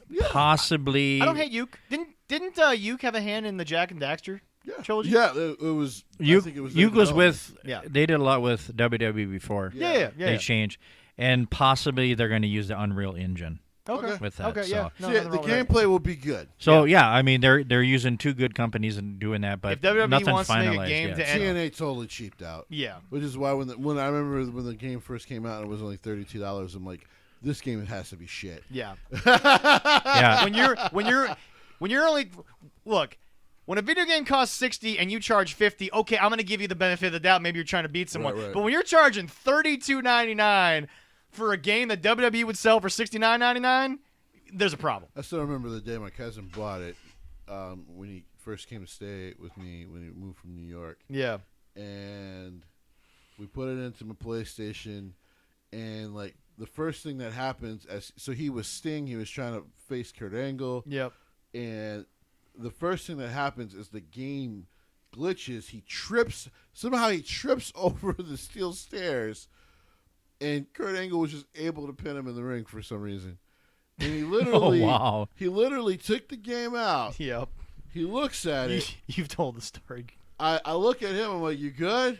He's like, "I'll be right back." I follow him because I'm like, "Oh, this is gonna be funny." Yeah. And he takes it outside. He takes a hammer and he just smashes the shit out the game. He's like, "Never put this in your PS3 again." And I'm like, "Dude, this game was garbage. Yeah. This was trash." Yeah. Well, in a couple weeks, I will do a review on 2K? 2K. Perfect. All right. Which I am enjoying. I'm waiting for a couple of the Patches packs to come in. Well, there's Yeah. patches. By the way, DLCs. AEW diehards can't say you don't enjoy the game. You want to know why? You've had all these people have to go and create all your favorite AEW superstars, wrestlers, to. Hey, I love that guy. Yeah. To go ahead. Whoops. And That's why I mute my phone before the show, boys. I always mute mine. I forgot to do it back after. It's just when I there. went to go get my sources, Yeah. my phone was just like, and there's Darin Corbin. And there's again. Darin Corbin. Just to remind you. Just to remind me. So, but yeah, because that guy has created basically half the roster and put it in WWE 2K22. So I don't want to hear that you don't care and you don't want to play it because it's WWE. Because here's the deal, I don't folks. wanna hear Because it. here's the deal, folks. Here's how Vince McMahon runs a business. He doesn't care if you're creating the AEW roster and playing AEW in WWE 2K. You bought the game. They've made the money, so it doesn't matter. They got paid for it. It's over with. The video game company's going to make the money because you're buying it to do it. So Well, see, I love when people think that they're getting one over by buying a product and then redoing the product. That's not how buying merch works. once you buy it, you can do it. You can mod it however you want. Oh my You've god. Yeah. already bought it. no, I've seen a lot of mods for that, but I went on there, and if you're around in Minnesota, Yeah. and you have some independent wrestler fans, Yeah. you can look up what is it? Kobe number 9. He Okay. he made a lot of mods in there, Okay. but I have Darin Corbin in there. Oh, very nice. I have Devon Monroe. Yeah. I have Eric Cannon in there, and a few other ones. Really that excited he- about Devon's upcoming year, by the way. A lot of yeah. great stuff's been announced. They're doing a lot of great But stuff. the different mods, I mean, if you like so now, when I play a game, I can do the grudge match of the year of Minnesota year, Darin and Eric Cannon, There you and go. beat each other up in the ring. It's kind of fun. But anyway, it's just now we're gonna get into some of the stuff that's been happening. Jesse, I think Tony Khan has actually done something to you that I did not think was possible. And may I finish before you oh, respond? wait. Oh, Okay. I was actually waiting. Okay, yeah. I think Jesse, you actually feel bad for the booking of Scorpio Sky. I'll be honest. This has just I genuinely feel bad for Tony Khan. I used to get mad at him.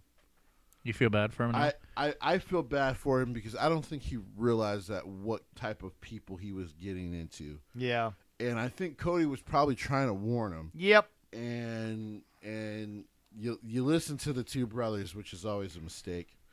And I genuinely feel bad. The guy looks stressed. I'm like, I've never seen Vince come out of. People have taken, because he's taken a lot of photos with people recently, Yeah, he has. and that man never looks that stressed anymore at his old age. Nah, I don't think he cares anymore. I don't even think he gives a shit really anymore. But like I said, the biggest problem I've always had is that he hired the 2 biggest ass kissers ever. He rehired them. Well, That was the worst thing ever. Their lips, just based on osmosis, are tattooed on. I mean, on his ass. I don't even know if they're tattooed. I think they also go with his ass when he goes and sits in his chair. I know. Those 2 dudes love to kiss his ass. The Vince is like, am I making money? Yeah, okay. Yeah, I don't care. Here's the thing. I was watching, I was watching Dynamite, and he, because he was coming out to kind of do a promotion thing about the New Japan Forbidden show. Door. Forbidden Door, yeah. And I'm looking at him, and I'm like, he wants so desperately for everyone to like him and to do right by this fan base. I gotta admit, I don't even think he fucking even believes it more than 65% that everything he's doing is right. Like, I really don't. Like, I think he genuinely looks stressed out most of the time now, because that fan base, you can't please them. No. People think that the WWE hardcores are hard to please, and at times they can be, but they're easy to ignore. Yeah. I've always said that about WWE hardcores. I'm like, they're actually very fucking easy to ignore. Yeah. The AEW hardcores are so loud Yeah. that you cannot ignore them. No. You try to put them in their place, or you try to just have a conversation, then you realize it's hard to have a conversation with a psychopath. So, to talk about Dynamite, one of the big things, of course, was the TNT Championship. And I don't get it either. So you turn them babyface, and you only really probably turn them babyface because at this point in time, the Sammy and Ty relationship turned them heel. I guess I can say congratulations on winning the mixed tag titles in AAA. Yeah, but Mexico is the Wild Wild West pro wrestling. Yes, it is. They just do whatever. Yep. Mexico, they don't give a shit. They just don't give a shit. But once again, they're sports entertainment. They admit it. They truly don't care. No. So as long as you're entertaining, you paid all that money, them pesos, they don't care. No. Yeah. I did read a nice article about them talking about how much the TNT title really doesn't mean anything as much right now. You know what? Marcus said this in the lounge. He deserves credit for it, not to interrupt the two of you. Yeah. And I can't believe I'm saying this because we have not really enjoyed a lot since he's been there. It hasn't meant anything since Miro got hurt. Yeah. Yeah. It actually is 100% fact. No cap, whatever that's. By the way, too many new words for the say kids. The actual person who wears the belt makes the championship. Cody made that championship feel very important. He did. Yeah, him, and Brody when it was first coming, it was great. Miro Darby, to give Darby credit. Darby did no. It's believed he should have had a longer run. I do agree with that. But with Miro, after that, Jesse, what's the point of it? I have a question based on this TNT conversation. Is the TNT title going to be the reason why Darby Allin has a longer career than Sammy Guevara? Maybe. Oh God, I saw that. What the heck was he doing? Maybe. What was he doing off that ladder? First of all, Jeff Hardy's been doing Whisper in the Wind for years, but it's not that many flips. It's literally just a 1-3-6, 180 type thing. You keep thinking just because you're young that you can just kind of keep doing crazy shit. You'll find out. He really didn't hit the other guy. He didn't. He just hit he missed the him mat. by a mile. I'm like, and to give Scorpio credit, he did try to catch him. Yeah, he did. I did see he tried, but it just he wasn't tried his successful. ass off to catch him, but the angle he took, there was just no way. Why do you think Ricochet is now using multiple ways to win matches? Because Vince ain't letting him do the 630 unless I was about to say he mostly uses the recoil now to win. Yeah, it's because recoil, shooting star press. Vince has always understood. Protect the investment. I'm sure that Vince McMahon has had a talk with Ricochet a couple of times where he's said, "Okay, look, pal." Jesse, would you like to say? Well, look, pal. Okay, I right. like you. Okay, we're gonna keep using you. We do have a plan for you. You gotta get rid of that flippy finisher. I think. I'm sorry, Well, pal. well, okay. Vince never wants people to get rid of things, but he wants you to start understanding when to use it. Ricochet doesn't, because again, they just put on the graphic for last Friday, uses the 630 finisher, so it's obviously still there. Well, it's just like AJ Oh, yeah. barely whips out the 450 as much, but it was Vince who told him because Vince had AJ Stages always he already put this out in interviews. He asked AJ because I think they were out there with Sean before a match and stuff. He was like, "Hey, with the phenomenal form, do you feel any pain when you land?" He's like, "No, not really," because you kind of land, not even really on your knees, but on his thighs, hit the person, and because the person's kind of semi-catching him as they get hit, it's really a safe move to not only take, but to give. He can also see where he's going. Right. Yep. He was like, "Well, good, because I only want you to use the springboard 450 for special matches from now on." Yeah. Because he's like, it will elongate your career.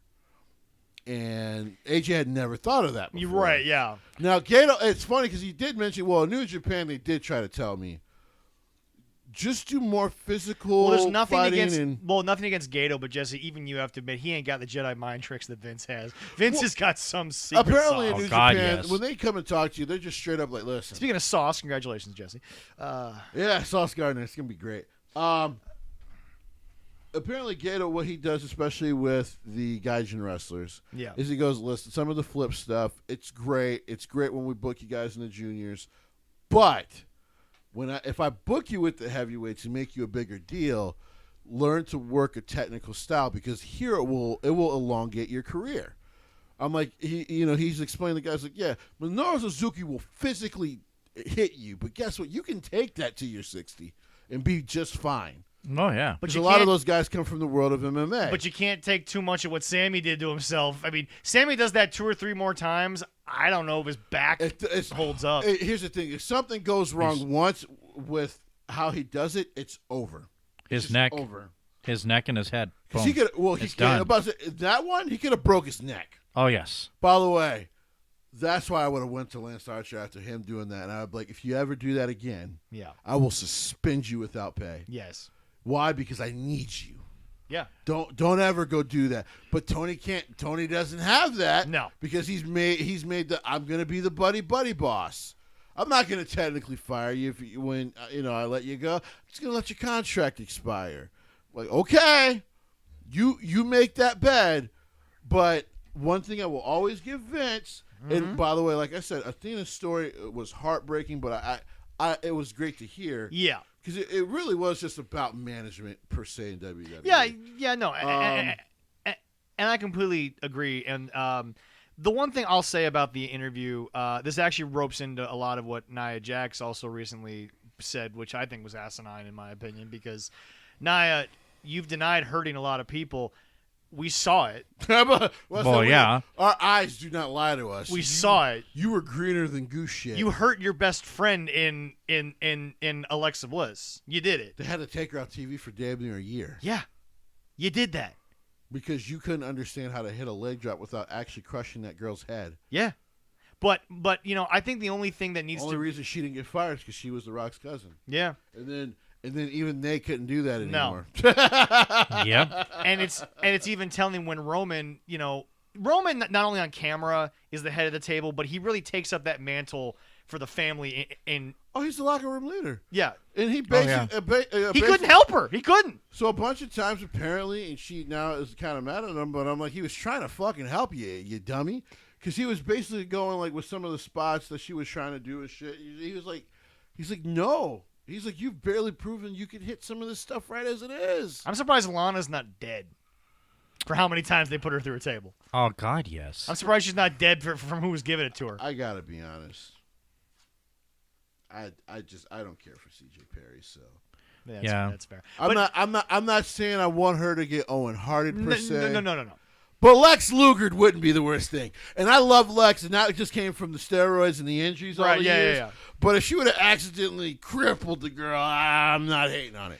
Here's my thing. Wow. The only To thing, me, CJ Perry, this is going to get controversial. We'll get a lot of hits for what I'm about to say. Whatever, yeah. But it's a free country, so I'm going to say it as long as it's still kind of free. CJ Perry is female Ryback. Oh. That's what you say. I just want everyone to think on it because she so- really is. No one's denied it. As we say, say no to anal. Pretty Or much. Lana, yeah. But anyway, just the only thing that I think needs to be taken a little bit more in context from that interview, the only point of the interview that I want to not rip Athena for, but just kind of make sense of, the whole thing about bringing the women in and saying you have to look more like Mandy Rose. Let me be very clear because Alice and I had this conversation. Now Allison's 100%, and I actually do agree that not overly sexualizing it is a good thing but the truth is that's a starting point. That's the point you have to understand. Even Allison admitted Carmella, Mandy Rose, that's their gimmick. The Four Horsewomen don't do it, but they found something else. That meaning, in my opinion, I feel like the meaning was mostly NXT girls. It wasn't main roster. You're on the main roster because you found something that worked. They're kind of giving you a launching pad, which sadly, again, Jesse, is not even their fault. It's the audience because that's what sells. Here's the thing. I'm not denying Go that. ahead, continue. Yeah. I'm not denying because I told Allison this. Yeah. I'm on her side that give me good wrestling. But that's me, that's you, that's Leroy. To the average audience, sorry, they want you to look a certain way. They just do. But I will say this in her defense when it came to that. Oh, I was never mad with No. But I'm just saying this in her defense. Yeah. It's also the fact that, as she mentioned, which is why, after she was cut, she said she would go back at some point. But listening to the story, I understood why she was okay with being let go after a minute. Well, and to be fair, Jesse, she also, we also said at the time the injury bug was not really in her But let favor. me be fair to her. The fact that they even admitted, hey, you know what, we're going to probably just recall you up as Ember Moon as you were before. What? You cannot tell me if that was Vince's overall ruling and then decided, hey, for now I don't have anything planned for you. And then to pull her off of TV. That's why I've always said in WWE there's just too many chefs in the kitchen. Yes. Like, you got to get the 80-year-olds out of there. And like I said about Triple H last week, man, it's hard to be married. Right. As Leroy unfortunately knows too well.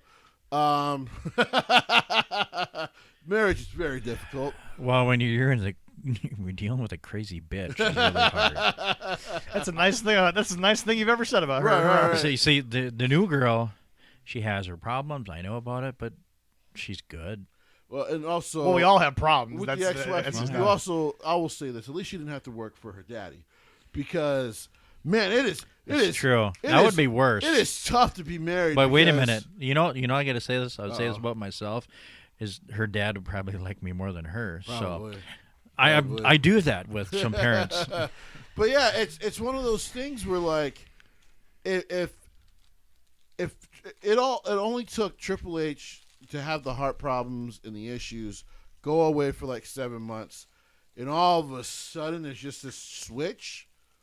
I'm like, no, that was power plays. Well, okay. Here's the thing, and I'm not going to deny what you said. I'm actually going to piggyback off it. Basically, I go with what Jim Cornette has said because it's always been proven right when Jim says this about Vince. Vince probably, because Hunter wasn't there, he finally started to pay attention to it, Yeah. which is not a good thing. No. Because when Vince starts to pay attention to something that he hasn't been paying attention to for about 3-4 years, all of a sudden, he's asking the questions that nobody was asking the first time.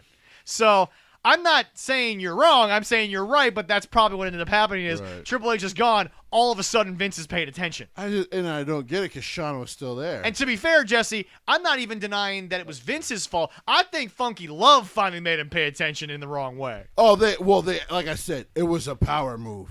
Yeah. It was a look at what he's been doing down here. I mean, Vince, this is not really your plan, and blah blah blah blah. This is why these guys and gals haven't worked. And like I said, it was clearly a power play. And how I'm relating this now back to AEW, talking about Athena and all that. Yeah. Who the fuck is the locker room leader in AEW? It's Eddie Kingston every other night. I love Eddie. He should not be leading anybody. Because he's too bitter. I like, for real. Like, if I was... What is the story? I don't know if you've ever actually delved into it. Why is he so bitter to WWE? So he was brought in. They did a couple tryouts. And he didn't like the fact that Paul, Triple H, was like, well, listen, we of course would love to sign you as a wrestler, but we think you have more to offer as someone who can help the young talent. By the way, he was still going to get offered 6 figures, but he wanted to be a wrestler, and that's fine. I respect that. Yeah. But what I don't like about the bitterness of that, You chose not to stay. you chose, that was your choice to walk away. You want to know why Finn Balor's not bitter right now with what's happening? You want to know why he's on Twitter saying that he'll come back? Because he knows what he's in for. He knows what's going on, and he has accepted that, you know what, this is what they see me as. And also, to your point, Jesse, he also knows I was the first ever Universal Champion. They had something. I have to But hold on. Funky Love, like I said, Funky Love has never seen him as a main eventer. No. Vince has. But And that's always been the big discord on Finn. Yeah. Is because actually it's one of the few guys that Triple H and Vince see the same thing in. Yeah. But the two ass kissers keep going, hey, he's not really a main eventer. Which is hilarious because he doesn't get hurt. Lord knows what kind of run he has with that championship. Oh my God. Oh yeah, definitely. They were all in. They were. They were going to run that. It was a Raw. brand new title. Yeah. You beat Seth, who's arguably the biggest Triple H guy that Vince Yes. also has agreed with. Yes. He's also the most company guy. Yes. But also, again, Finn Balor is being treated better in WWE, arguably, than where he's been treated almost anywhere else in terms of the amount of time he's being featured, Yeah. the opportunities he's getting. And that's no shot at what he was in New Japan. Allison still wants to see what he was in New Japan. Jesse, that's on you. Yeah, I got to get that done. But she just wants to see him. yes. She don't care about anything else. I'm aware of that. I'm not blind to this, sir. But no, it's just when you look Good stuff. At when you least- look at least at it's cheaper everything, than Jesse. regular porn. Well, there you go. When you look at this, Jesse, Oh, yes. I said I it. hate to agree with her. It is pretty homoerotic. Well, it's cheaper than By getting the way, porn. nothing against. nope. I'm a big advocate of the LGBT plus community. Yep. But it is pro wrestling is Yep. very homoerotic. Yeah. Never denied that. But anyway, Wow. back to this, Jesse. So we have Scorpio Sky, who was turned into a face. And by the way, folks, everything that we said is relating back to the fact that it makes about as much sense as the booking of Scorpio He gets Sky. one of the loudest pops He does. just because they were just tired of seeing Sammy. Yeah. And by the way, Sammy, you did that to yourself. Oh, he's in his most obnoxious phase ever right now. Not even in kayfabe. This is shoot. Right. This is shoot, Sammy. And I really think the worst part about it is we all thought. I know I've talked about it on the show a lot myself. I'm like, man, he just got to get away from Jericho. I'm like, if he gets away from Jericho, the sky's the limit. Maybe Jericho was the guy that Maybe was... Jericho was keeping this part of him under wraps. Maybe. Maybe Jericho was talking so much because he didn't want Sammy to say anything because that was going to end up happening. Also, though, Jericho's still an asshole. Well, Let's be clear. Well, yeah. I respect how you feel. Jesse is starting the hashtag Free Daniel Garcia, basically. oh This was- God, they gotta get him out of that. So that was the other thing I was going to talk about. This could have been a good segment, the JAS and Eddie Kingston and stuff. Yeah. If Eddie Kingston would just play ball. Yeah, that's the problem. Is he bitter towards everything that he's even now mad at Jericho because Jericho was up there? It's just like, dude, just Maybe. play ball with the segment. Have fun with it. Yeah. Okay, yeah, you're not, well, we're not out here fighting pro wrestling. Hey, you know what? Who's worse right now, Jesse? Eddie Kingston or Charlotte can't keep their cool on camera? Who's worse right now? It's actually still Eddie. And Charlotte's getting up there. Yeah. That's why I think she is going to lose that championship at WrestleMania Backlash. I think Vince is going to send her home on vacation for a little while. She needs it. She needs think it. so. She needs it. I'd be like, you got to go home. You for can't a few get over weeks. I got Bailey, who I can now bring back. She's You- fully healthy. You can't get over an interview that happened 3-4 years ago of somebody who clearly isn't getting any heat from anybody else back there but you. She's on some crusade to like defend the wrestling business and you're or something. you're still trying to shoot fight someone who could legitimately kill you. The only person right now in WWE, and I'm serious, that could potentially shoot fight Ronda Rousey is Shayna Baszler. And Oh, Shayna yeah. and Shayna wouldn't even do it. And the guy who just, by the way, that photo of Brock Lesnar with that big ass piece of like pig or something he cut open. Oh my God. Man, I like Farmer Brock, but that was a little scary. Right? So I on with this new TNT title change. The fuck if I know, dude. I mean, can they save because the You title now is, have a baby face. The title's with the guy kinda you're shit. pushing as the biggest, longest running heel in Dan Lambert. yeah. And at least the other guy is acting like a heel and making me believe in him. But now he's teaming with a babyface. Well, here's the who's thing. a singles champion. Because Dan Lambert also has to still find a way to get Paige Van Zandt over, and I don't know how that. Oh. After she's done feuding with Ty Conti, that's going to be done. So it's Dude, she can't throw. I didn't mean to interrupt you. She can't throw fake punches. No. well, I could do that. It's easy. I Yeah. think I could go in there, show your kids to do it, and they would do a better job than Paige Van There we Zandt. go. But I'm Paige just Van wondering. Zandt has been one of the most painful things to watch in a long time. I'm telling you're so blessed you don't watch the show sometimes. Yeah. Because if you They got to saw, change the show before I start watching it. If you would have saw the fake punches like this at an indie show, knowing the promoters like we know them, They wouldn't hire him back. I think Leroy would walk up to the promoter and be like, dude, you can't have them back. No. That's fucking horrible. Yeah. Like, that's unacceptable. And they're on nationally syndicated TV. If I'm watching the show, I'd be like, hit him actually. Jesus. Like, she's clearly airballing the shot. And it's not even airing it to where Ty can, because these are the Ty ones. Yeah. It's not even airmailing it to the point where like Ty can somehow sell it. It's not even. It's so far. It's like when Jericho took the really bad fake bat shots to yeah. Eddie, so bad that the first fake shot Eddie didn't react to because he didn't know it hit him, because it didn't. And you could see it. And again, they showed the camera angle where the bat didn't connect. It's so fucking bad. Dude. They showed the camera.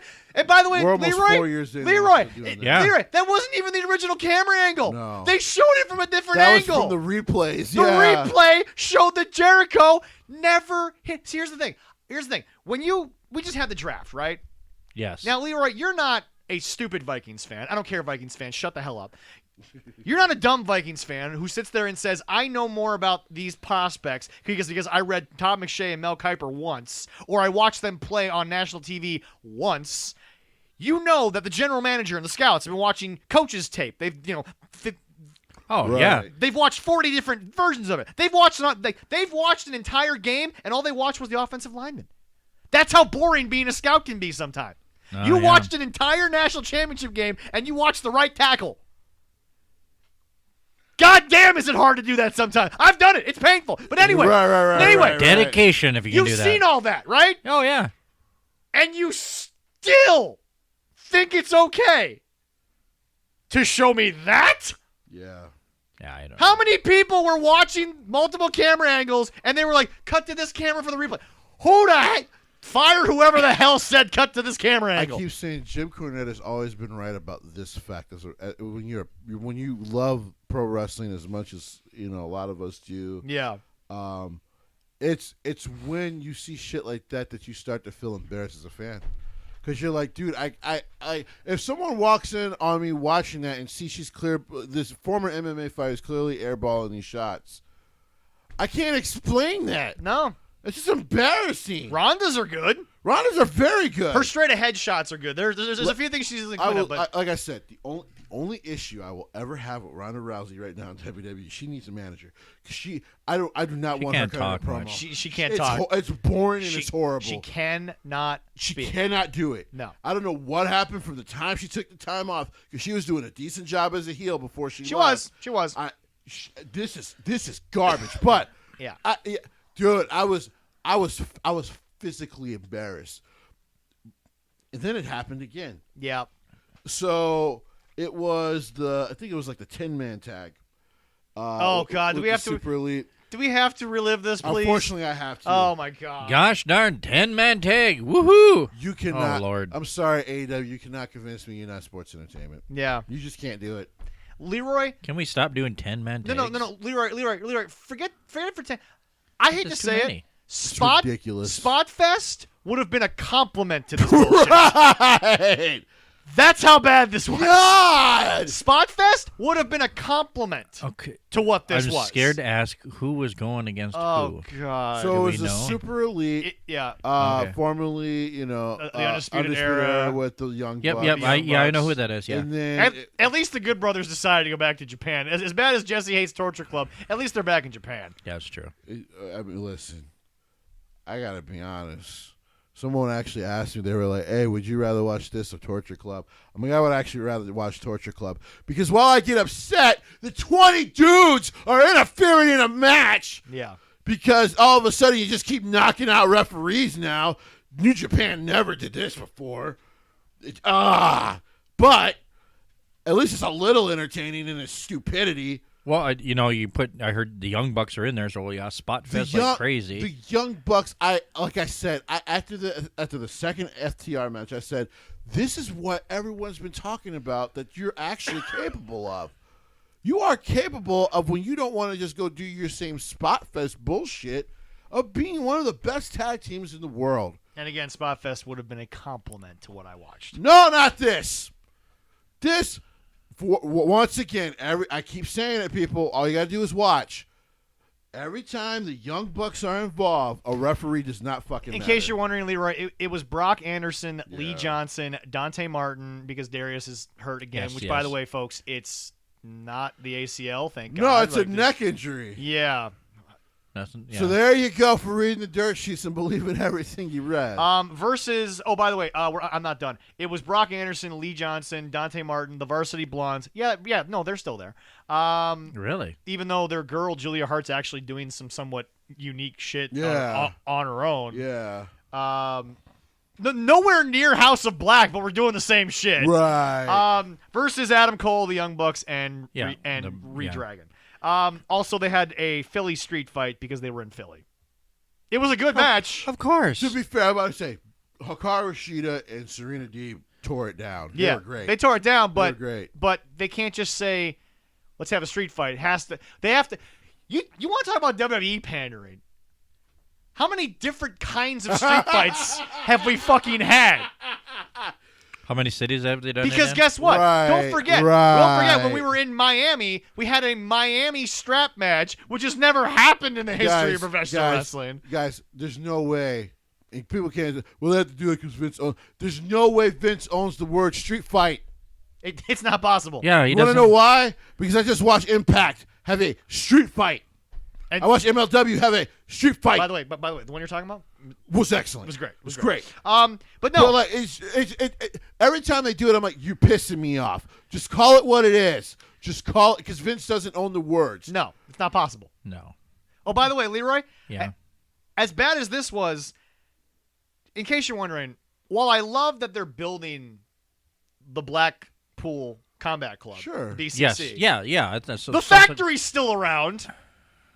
Yeah. We can't call them the Nightmare Factory. Just call them the factory. We're just gonna call them the Factory. Oh, by the way, even though they removed them from the Cody thing months ago, Solo and Camarado are now back with QT Marshall.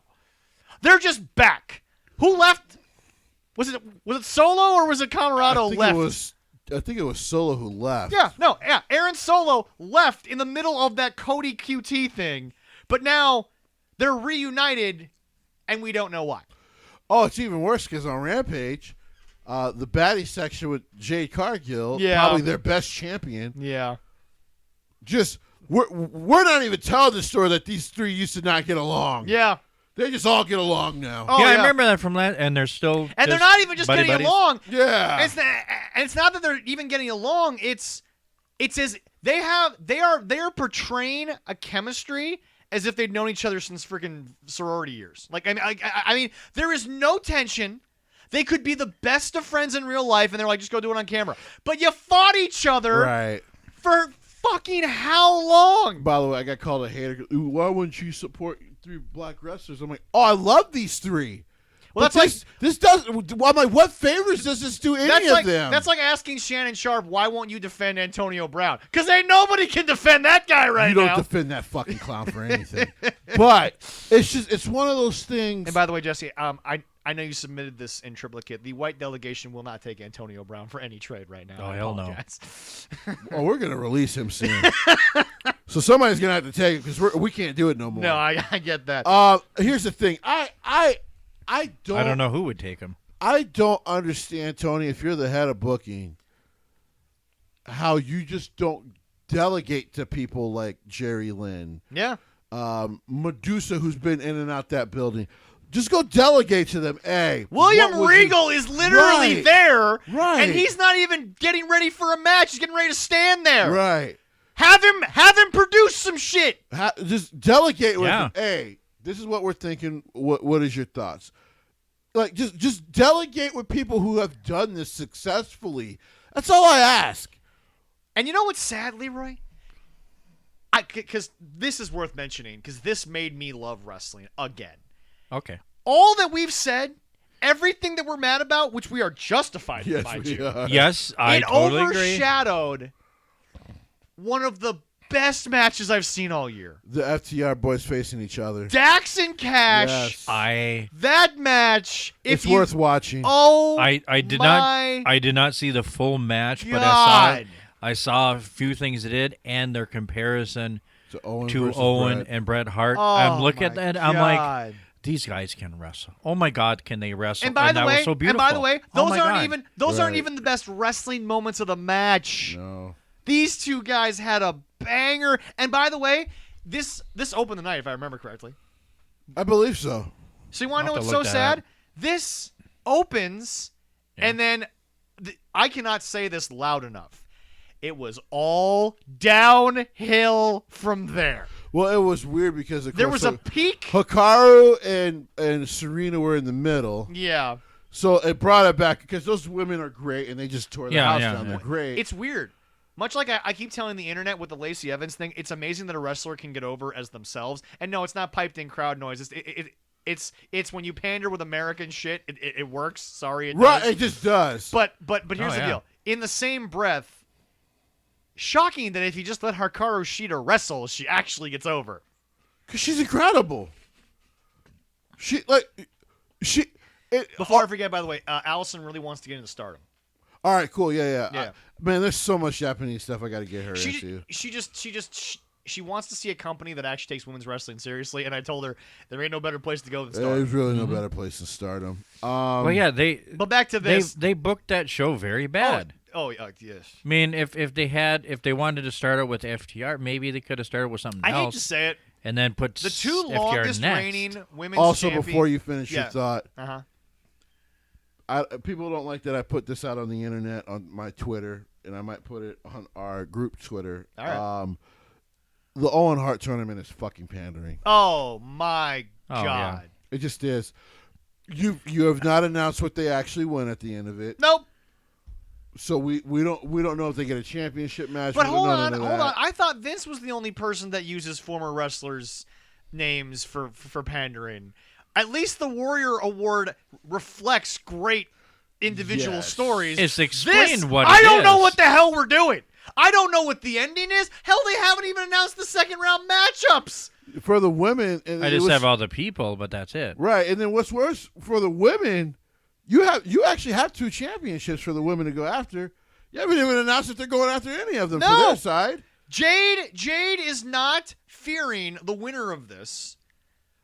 We still have nothing from Thunder Rosa from the moment. I'm about to say, if Jade wasn't a heel Yeah. at the time that Britt Baker was champion and a heel, she would be their champion because she's literally the best thing they have. She is the best champion they have.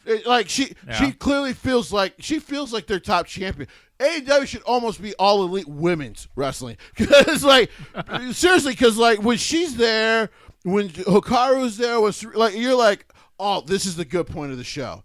Because otherwise, it fluctuates so much that when And I stuff am is done. bad, it's hard to watch. I am done. I am never answering another goddamn question as to why I think Adam Page is the worst world champion in all of wrestling. Because if you don't see it, there's nothing that I can help you with. It's There is not an amount of shock therapy in the 50s in an insane asylum that can help you to understand why this guy is the most feckless, and I'll use Jim's word, feckless, ballless world champion. And it's not even his fucking fault. It's not even his fault. They're trying to make... Jesse, this isn't even trying to make it... Okay, Jim Cornette and Brian Last hate that Tony D'Angelo is a 1950s type character. I love it, though. Yeah, so do I. But here's the deal. It's Here's the deal. awesome. They won't even turn him into a good cowboy. I know. They're turning it into some urban cowboy. Like, Adam Page, outside of his in-ring matches, I have not been interested in one goddamn interview. I haven't cared about one thing he said. Well, not since he was kicked out of the Elite by the Bucks for getting drunk. That was the last time I thought he was super interesting. Yeah. Because he was telling a story of how, like, he was kind of tired of them. But you want to know what's sad? On. But you want to know what's sad? He literally went from the redemption story that you're talking about to the now I'm just a boring person because I'm not drunk. It's not even that he's a... Okay, one thing that would have been interesting is if he came out and told that story but then became the guy who's all uppity because he's a, reformed alcoholic who thinks he's better than you because he found a way out. That'd be at least interesting. You know what? We were wrong. There was another great thing on the show. The MJF ending? Wardlow stuff is actually really great. But Jesse, if we have to keep bringing up that you should watch the MJF stuff, I can't keep telling you how good MJF is. I can't. That's Well, yeah. true. I've run out of adjectives for how great this kid I've is. run out of I positive have things to watched say. that, and that was great. Like I said, my only issue was I knew the match because they kept using the fucking, maybe because they're two tall guys, but they kept using the ring post cameras. Yeah. And I'm like, I can see these guys WWE talking to each tried other. the ring post camera for like 4 shows. Well, they did it during the pandemic, which was fine. Well, no, they were doing it when SmackDown Live became a thing, and Shane was there, because Right. that's when they started the picture-in-picture. That's when they started. Right. Because remember, Shane's interview, he said live on television in kayfabe, "I'm going to change the way the camera angles are." Yeah. So like they tried it, and then realized it's not really working. Because you can also give away too much with those kind of cameras. And if there's one thing Vince hates, it's giving away Yes. shit. Which is why we all got on Becky Lynch. Like, can you stop shouting your fucking match? Yeah. But yeah, otherwise, yeah, it's because here was the thing about the MJF and Wardlow thing. There's actually progression every week on this. Holy thing. And by the way, it's almost okay, they are listening to Jim, but they finally realized how that you should bring Wardlow back into a building. If he's supposed to be the giant, he shouldn't be held back by a bunch of security guys that look like they're frickin' working at a Home Depot in the daytime. Like, I mean, and not even like the people up here that work at Home Depot that are like built construction type people that like, do landscaping work around the area. I'm talking San Francisco, nobody lifts a finger because they hire the people to do it type of Home Depot people. That's what they've got doing security. But this week they actually had like big beefy dudes. They doing did. it, like probably local wrestlers doing Yeah. it, which is how you should do it. Which is funny that Vince actually uses local wrestlers more than Tony does, because Tony just brings well, because there was a thing when Kane was going around quote unquote murdering people. Really gonna have a bunch of small dudes walking him around in chains? No. I mean, we'll get some local wrestlers, some big stocky guys, because that then shows, oh, okay, Kane is a threat. Like, they have to hire this big-ass security guards because Kane is a threat. And despite all of that, Kenny is still a more believable champion than Adam Page. To circle back around, Adam Page is so bad, and it's not his fault. Yeah. It's not his fault. It's not his fault. No, I totally agree He with is it. It isn't. snifskying the hell out of this. It's not his fault. Like, he's trying. Also, he did get COVID, so he was off the show. Well, yeah. And they had to, like, change the show around because of that. Yeah. But, yeah, like, and I'm glad you're getting your speedy recovery, because he also thought maybe, the wife and just newborn baby had it, too, so he was he isolated from his family. Right, and yeah. Oh yeah. But, yeah, I feel for Adam because... Quick question, Yeah. because that's a perfect jumping block for me here. How much longer is the internet going to keep going off of the sloppy shop line from Taz and we're not going to relate it back to AEW. How many more cases does AEW have to have? They can't. They've actually outdone WWE since the start of the pandemic on these cases. How many more times does the sloppy shop comment have to be used before you use it for the correct company? WWE had a problem. No, not denying that. Right. But a lot of people had a problem at that point because nobody knew anything. By the way, you would think WWE would have been stricter too, because Vince hates people sneezing around him. He does. What a fucking weird thing. Wait, hey. Worse. When you're someone who has changed the world, you're always a little weird. That's just the way it goes. But, I mean, look at, ladies and gentlemen, he is the same guy that was going to do an incest storyline with Stephanie. So yeah, exactly. Yeah, that's But just bad. Jesse, they have the sloppiest wrestling company in terms of COVID in the world. They've first of all, yeah. you allow in the middle of the pandemic. This is pre-vaccine. Right. Half of your television roster to travel to a show in Indiana. That was the one where the dong sucking happened. Oh God, yeah. Most of that show was AEW. No. Yeah. And then you just let them all come back. And nobody gets fined. Nobody was told that's a bad idea. Legitimately no control. Nothing happened. Jericho can go do a concert with Fozzy whenever the hell he wants. Well, he's the COVID god. Yeah, apparently. There we go. But just Well, here's a fun question. yes. With the two male championships that AEW has. Yes. Okay. Which championship is going to be actually decent and have a decent run the champion? Oh, it's gonna be the world title. Who's going to be first? Oh, it's gonna be the world title because at this point, Vacan could beat Paige, and I'd still believe in the championship more. And the TNT title is literally become the 24/7 title. Oh, it just gets hot shot. No, I now. like the 24/7. The TNT championship just gets hot shotted. The 24/7 title is better than the Yeah, TNT. yeah. No, surprisingly, the 24/7 title has actually getting. It's been booked funny, better. Yeah. But that's the reason it's been reason odd. behind it. Yeah. It's been odd, Leroy. Well, And now I don't blame you and your kids for liking it. I don't. But anytime I watch some of those segments, I'm like, it's not as funny as it should be. And it's a little odd. This is not a racist statement when I say this, because if you're in the black community, please explain this to your white friends. It's one of the things that we in the black community sometimes we say and we go, white people, have you ever just sat down with your people and gone like, this is a really shit idea, don't do this? No, we don't think that's a shit Have idea. you seen we horror think it's movies? pretty good. Have you seen horror films? They're basically documentaries. It's unfortunately, yes. But yeah, I will say this about AEW. The biggest issue that they're going to continue to have as far as their growth is they're just wildly inconsistent. It's wildly inconsistent. And people wonder why because people have been asking me off air many times, why when you talk about AEW, because at this point I've told people stop asking me why I'm hating on them. I'm just giving criticism and they don't want to hear it. Right. And by the way, we talked about the positives. Yeah, exactly. How great those things But are. anyway, somebody asked me, why does it end up going on so many tangents? I'm like, yeah, because the show is so much more clear. It's no different. It's just, and you want to know what's sad? I'm about to say it. You want to know what's more over than the world champion? You want to know what is actually giving me a lot of entertainment every goddamn week more than the world champion of AEW? Hookhausen? No. Danhausen. No. Oh. Hookhausen is going to be the best thing in 2022. They're gonna fight over a bag of chips on a ladder. If that actually happens, I will pay for it. I will pay for that. I will pay for that. I will match. go to Minneapolis to go watch that. I want to see that. But anyway, no. You Ask want to me know for what's some more good over? Lay's chips. You want to know what's more over? What?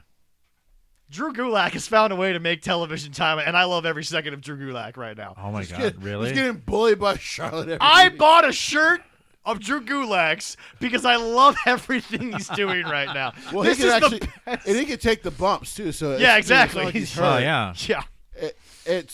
But I will say this about Charlotte again. you need to stop trying to shoot on Ronda Rousey. Yeah. There's just Yeah, going to come a you day got to be careful. that she's going to be like, you know what, fuck this. Yeah. And then she's going to legitimately brick all your shit. She's going to take an arm with her home because she will not care what She Vince will does. legitimately take an arm and a leg and send the leg to your daddy. Like, if you're going to shoot on people, when you shoot on like a Natalia, okay. Because she'll fight you back, but whatever.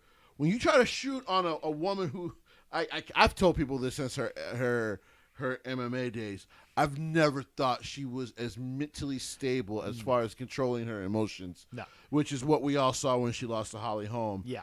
That people thought she was. She'll snap. Oh, yeah. Which is why she was such a great fighter. And you want to know something?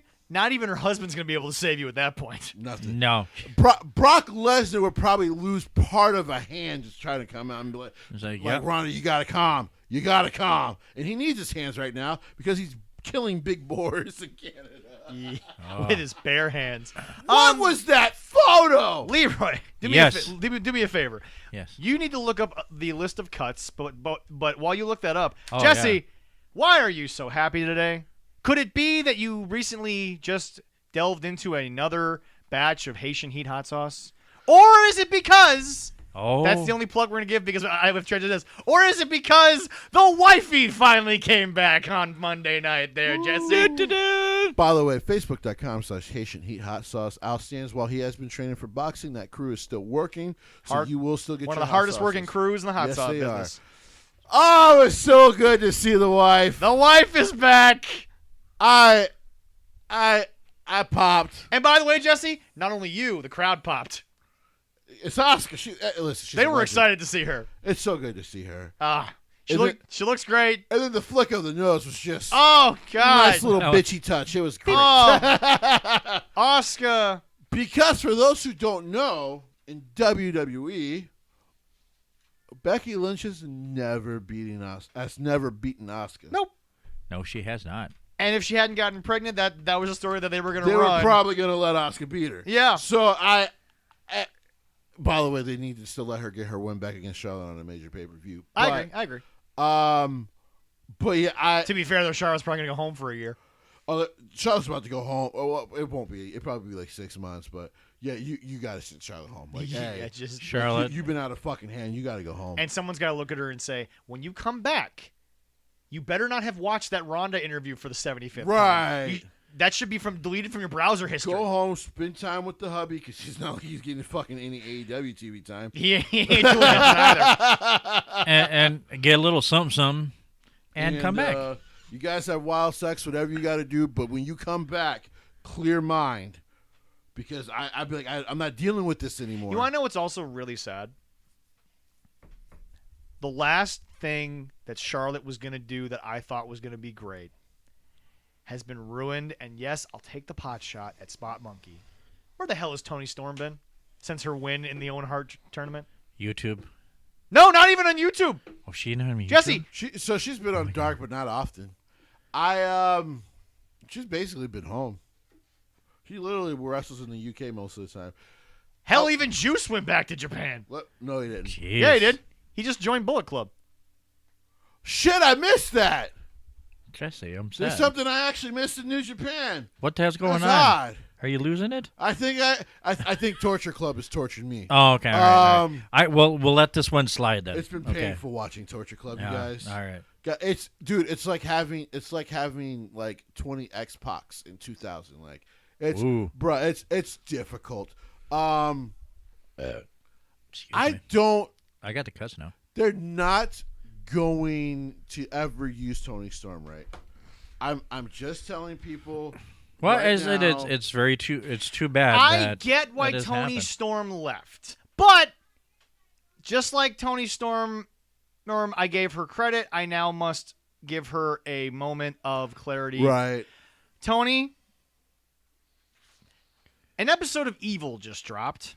It's called Yeah. Sasha Banks. I know she was the third overall episode, but Evil's still pretty new. Not the Evil and Torture Club. Jesse, relax. Oh my god. Yeah. Oh my god. Jesse's seeing this. Are you video. okay? Jesse's seeing this video for the first time. He turned out Tanahashi. He's in Bullet Club, bro. Oh my god. Yeah. No. No! Juice, no! We're gonna let Jesse. Oh, no, Juice! We're gonna let Jesse. I have a love moment. that reaction. Oh! We're gonna let Jesse have a moment. Oh, my heart's broken. Oh, I'm sorry. I didn't. Oh, my heart's broken. I love Juice, You gonna be all right? But you also love. But you also love the Ace. but I love the Ace. But back to my point here, Tony. Sorry. No, that's okay. I Tony. want to cry. Tony.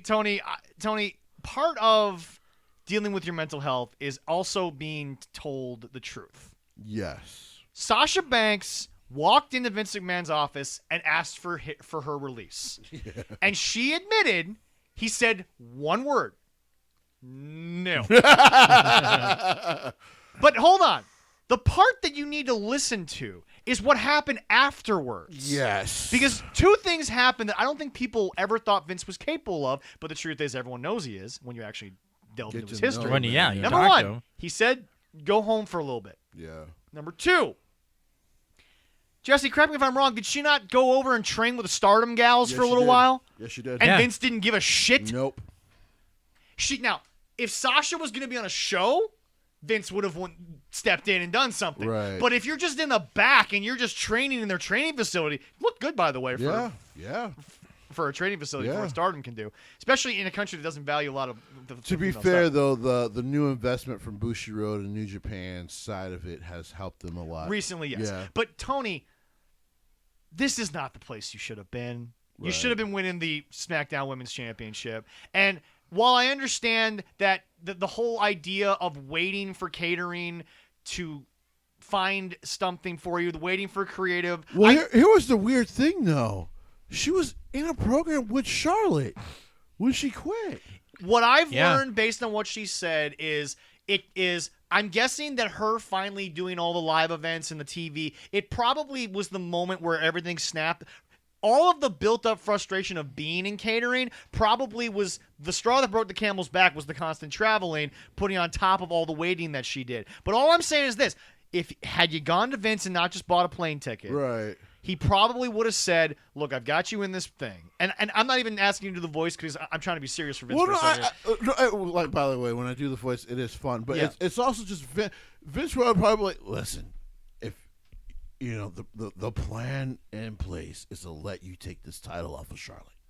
The plan is in place because that was the rumor. Yes. That the plan is in place for you to And take Charlotte, it off. and of by the way, Charlotte. again, back to my original point, Charlotte wanted to do it. yes. Charlotte was down for this. So and then at that point, when you're a champion, what's cool about Vince, especially when you're really over as a champion, ask Bianca. Can you imagine the pop that Tony would have gotten? Well, it's not just the pop. Sometimes Oh, yeah. you don't even wrestle the first 2 weeks after you win the title. No. They're just like, no, you take a rest. You're good. By the way, since WrestleMania, Roman's not even been on SmackDown half the damn time. He kind of took a little Brock Lesnar effect for a couple weeks. Yeah. Oh, this guy's just not here at No. all. And by the way, hasn't really hurt the show. Nah, it's actually helped. Yeah, a little bit, yeah. It's helped. Yeah. But my point is this. Tony, I stuck up for you then, and I still believe that if that's what you felt to do in the right moment, then I'm fully supportive of it. But now that we've had time to reflect, now that you've had time to calm down, you have to be told the truth. See, sometimes you can't tell someone the truth in the moment, Right.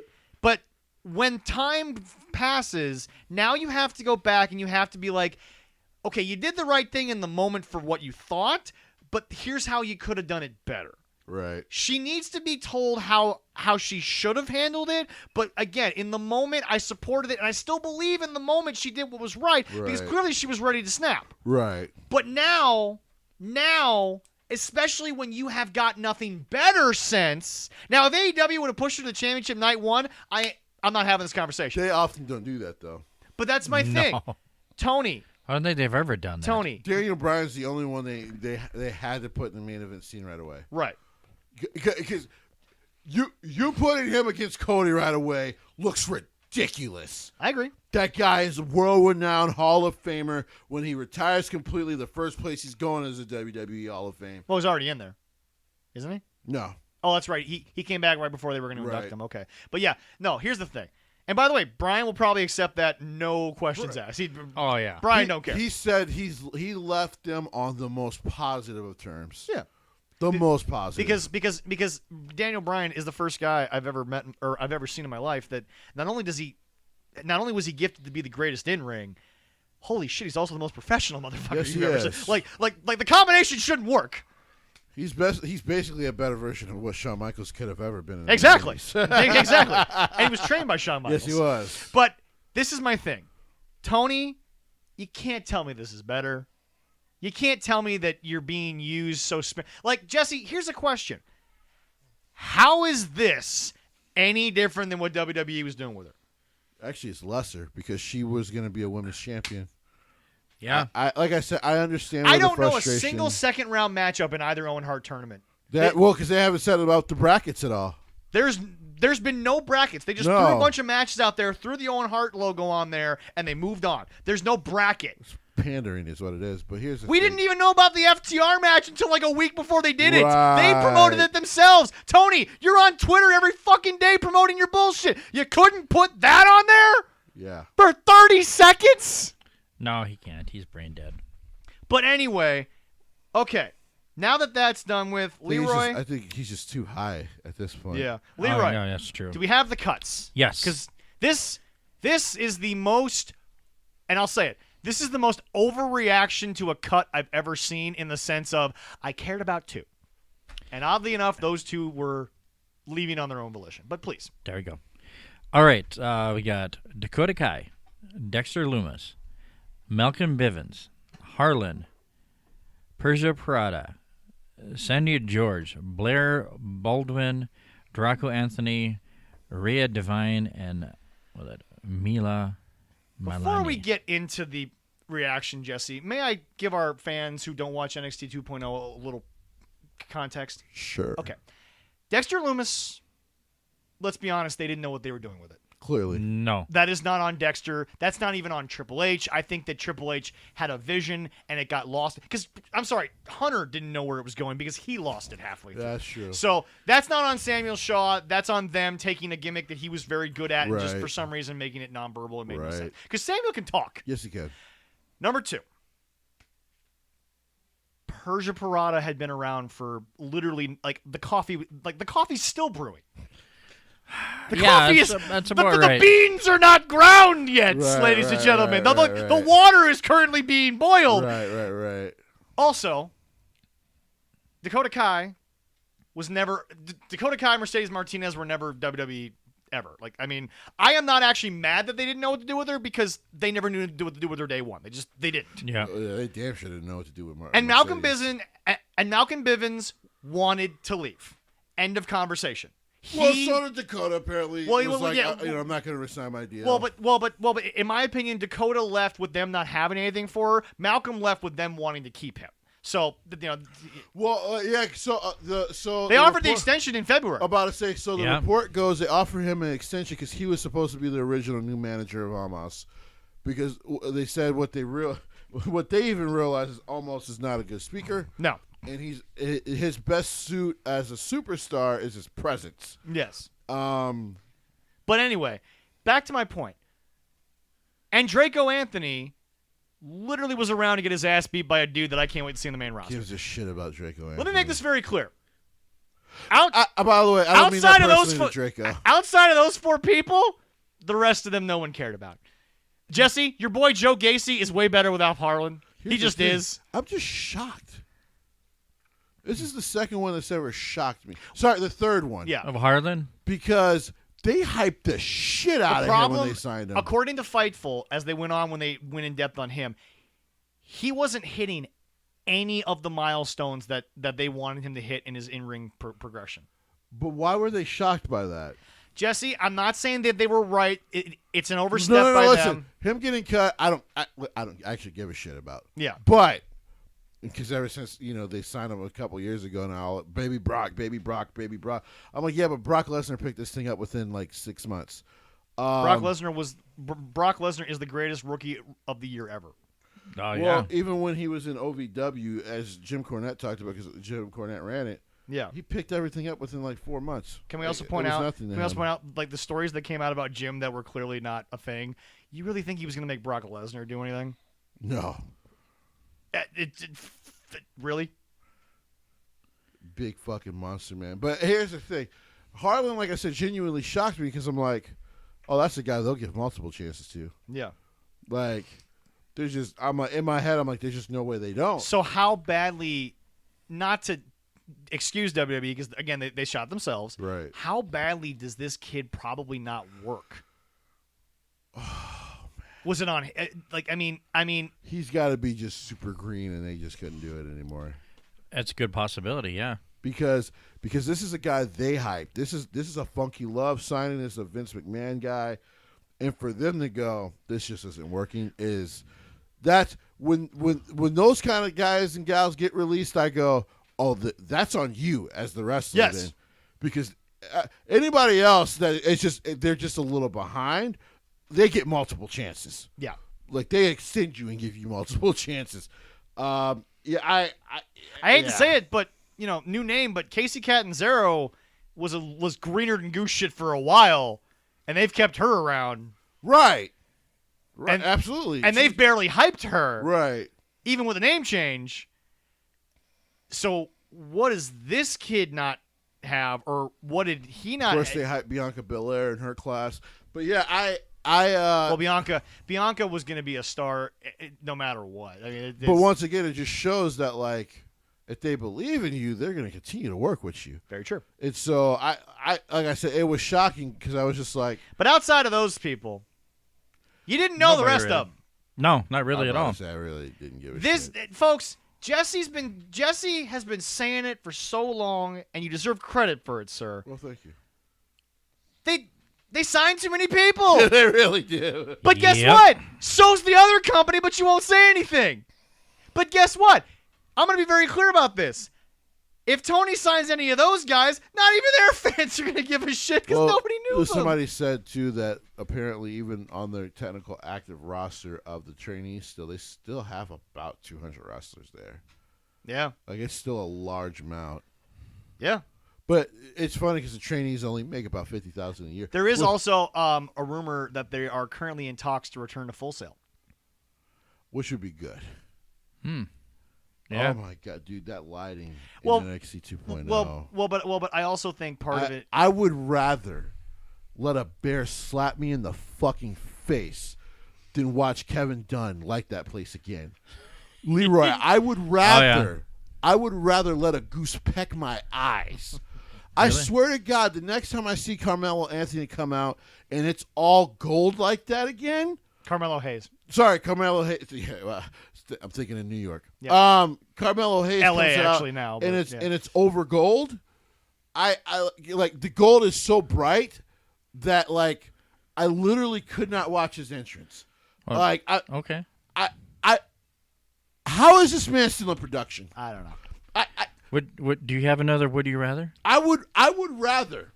Okay. The next time Mandy Rose comes out with a new hair color and they try to change up her part of the toxic attraction thing, I would rather see Rosie O'Donnell naked than the shots that they keep taking with Mandy Rose. I can't. Wow. I can't. And there's a lot of things I love about NXT 2.0, but some of the production issues are ridiculous. This is why I was on Athena's side. Listen, Mandy Rose looks incredible. She's an incredible athlete. She's come a long way in her pro wrestling. Can we stop over-sexualizing her at some point? And I get that. But like I told Allison, my only thing because the more they sexualize her, the less of a champion she feels like. Which I agree. But my whole thing about it is that what I was trying to say is it's not something. Well, first of all, we all knew they were doing it, so I don't know why that was a surprise. Right. I'm glad she said it, but Right. it was still like, why? I'm sorry. I just hate when the internet gets mad at something that we already knew. Yep. The NSA was spying on us. Okay, if you didn't know that was on you, bro. that's on you. That's on you. But anyway, no. But that's why I told Allison. In my opinion, it's not a bad starting point for the girls, Right. but you got to McFoley it. And here's what I explained to Allison. You got to come in with 40 more ideas. It's not like they won't listen to your idea, but you got to have an idea. But here's the problem. If you don't have an idea, they're going to sadly start from the Mandy Rose situation. But I agree. The Mandy Rose thing is, okay, they're believing in her again. She's believable as a champion. Her in-ring, I'm like, okay, she goes toe-to-toe with some of these top-level girls, and I'm like, I'm not hating it. I'm not enjoying it the way that I think I would if it was Dakota Kai versus Io Shirai again, but I'm enjoying it. Yeah, because I got to be honest, when Io Shirai was champion, I'm like, for a while, I'm like, besides Candice LeRae and like two others, I was like, it just doesn't feel believable when she wrestles anyone else for the championship. I'm like, 'cause she's just on a whole nother level. Right. But you know, like I'm saying with this is, if they go back to Full Sail, I think it's good for Full Sail. Let me say this about University. Persia. Guys, she wasn't that great. Dude. But I didn't understand when people were upset about her being cut. I'm like, I know guys, why. I'm like, to be honest, they could cut Hudson Hawk there too. Like, dude, get the fuck out of here. Like, his character is boring. Just give me more Andre I hate Chase to say and this. I'm I hate to happy. say this. The only person left from that story, Oh, yeah. Indy Hartwell, is the only person that had any It's real the only one personality. that's Just- worth it. Like, because they clearly didn't know what to do with Dexter. Nope. So good for him. He might end up going back to Impact. I'd be happy to see it because Yeah. Scott is running a great program there. Yeah. But my God, Persia was boring. Boring as shit. Yeah, she It was a catty high school girl argument that sadly Indy Hartwell was winning. She was right about the whole time. She was right about the and whole then damn Hudson thing. Hawk there, as I like to call him, he's a waste of time. Ugh. That dude, I thought when I first saw the first two Harlem matches, I'm like, well, he's extremely limited, which is not good. Yeah. Hudson Hawk there is just But before we, but now we do have to get into some more stuff before we get to the main event of SmackDown. First of all, Jesse, what's this hate for your boy? The Don, Tony. here's I don't the know. thing. He's man. got himself some friends. He brought in some friends. Listen, he's Don't a you New know, Yorker. yeah. He's a family. He had to go get himself some goons to protect himself from the Gagato family. Now, I think that goon is maybe a little insulting to these two men. I mean, these two fine gentlemen showed up. Let me be very clear, okay? Okay. These two men showed up. They seem like nice gentlemen. They do. They seem like very nice gentlemen. Very much. They're goons. That's fair. They're goons. That's fair. Tony even referred to them as that themselves. They're goons. But the fact is that you know what? When the Don has to take on the family, and No, you need some goons to help you need you some out, help you there. know. I mean, there are like four of them. There was only one of him before. Now, Yeah. there's like almost four of him, and then there's four of them. So Yeah. the math adds up. yeah. So why are we mad at Tony for even in the odds? And by the way, folks, how is he a heel? He's a nice guy. He's not a bad guy. He's not a bad guy. I mean, yeah, we don't like the way he took out Ciampa, but he's not a bad guy. No, there's nothing wrong with a guy. I mean, And not to mention the fact, if you need a guy, he's got a guy. He's got a couple of guys. let me make it very clear to you, okay? It's swimming with the fishies is what you end up doing when you disrespect the Don. Yes. You disrespect the Don. It's not that hard. There's some Bada bing, bada boom. And now I have to say this, and Jesse. some concrete shoes. Yeah, and Jesse, I have to say this. Okay, Allison finally got it. It happened last week because we were both home for 2.0. Joe Gacy's a scary motherfucker. Joe Gacy. Joe Gacy is. I told people. He is so uncomfortable. I told people because at first, like I said, my first worry was this was like boomers just making fun of like millennial culture and all that. And there was a rumor there that they were going to cut it completely. And then like maybe they because Joe Gacy's actually very creative. Yeah. And I'm like, okay, this is starting to hit levels of uncomfortability, but I like it because Yep. it should be. Yep. And Oh, then now, and I know some people didn't like the Druids, but I'm like, I don't think they're technically Druids. They're not. But now you're starting to see the okay, this is where we fell Bray with the cult thing. Yeah. Let's make it work this time. Yeah. And this is how you make it work. It's just people who just believe what he believes. He is uncomfortable in the best way. Yes. He just is. And by the way, this is working for Braun Breaker. Yeah. Oh, God, yes. And I get it. A guy like Jim Cornette is like, why are we taking a guy who basically could be The Rock, and why are we putting him in this sort of weird type of gimmick shit? But here's the deal. Nothing Joe Gacy's... This is the Bray Wyatt that's even creepier because there's nothing really supernatural about it. No. This is all legit. Right. This is stuff that could happen. It's a serial He killer kidnapped type of a man. stuff. Yeah. He stole property. Right. He wants something from you if you want something from him. He he didn't make Braun Breaker just disappear in a ball of I light. think some He people- pushed him off a Right, stage. and some people thought that maybe it was hocus pocus because of the mirror thing. I'm like, no, that was the story they were telling was like That's the Joker. right, like That's the Joker in the funhouse. He's in Yep. Braun's head. Yeah. He's living rent free in Braun's head. I'm like, dude, I love this. This is sadly they have not given this enough time. I agree. But this has been some of the best shit you can find on 2.0 recently. Maybe they will extend it a little bit. This is some good shit. Well, the match is happening. Well, at yes, the NXT Spring Break-In. Yes, I do. But before we get to it, Jesse, sadly, because of him leaving WWE, we will never get to see if your boy Malcolm Bivens and Wendy Chu could have been a sitcom on UPN for My 3 heart, seasons. that was when I heard that. I think they Malcolm could have Bivens been. got released, and he wanted to get released. I'm like, you guys didn't even try the sitcom. That breaks. Like, just try the sitcom. UPN had some weird shit. Becker was off, but I Fox loved cancels shit after one season all the time. Netflix, you're losing subscribers not because of password sharing, but because of fucking you cancel all the good shows Well, after there's a season. also just some. They also put out because they put out so much content. Some of it's just hot garbage. But you did Malcolm. Hey, listen, we'll pay you $1 million. We want to try the sitcom thing. WWE Studios reopened Right. just to do this. Like, you're gonna be an actor for us. I We gotta just- try the sitcom thing.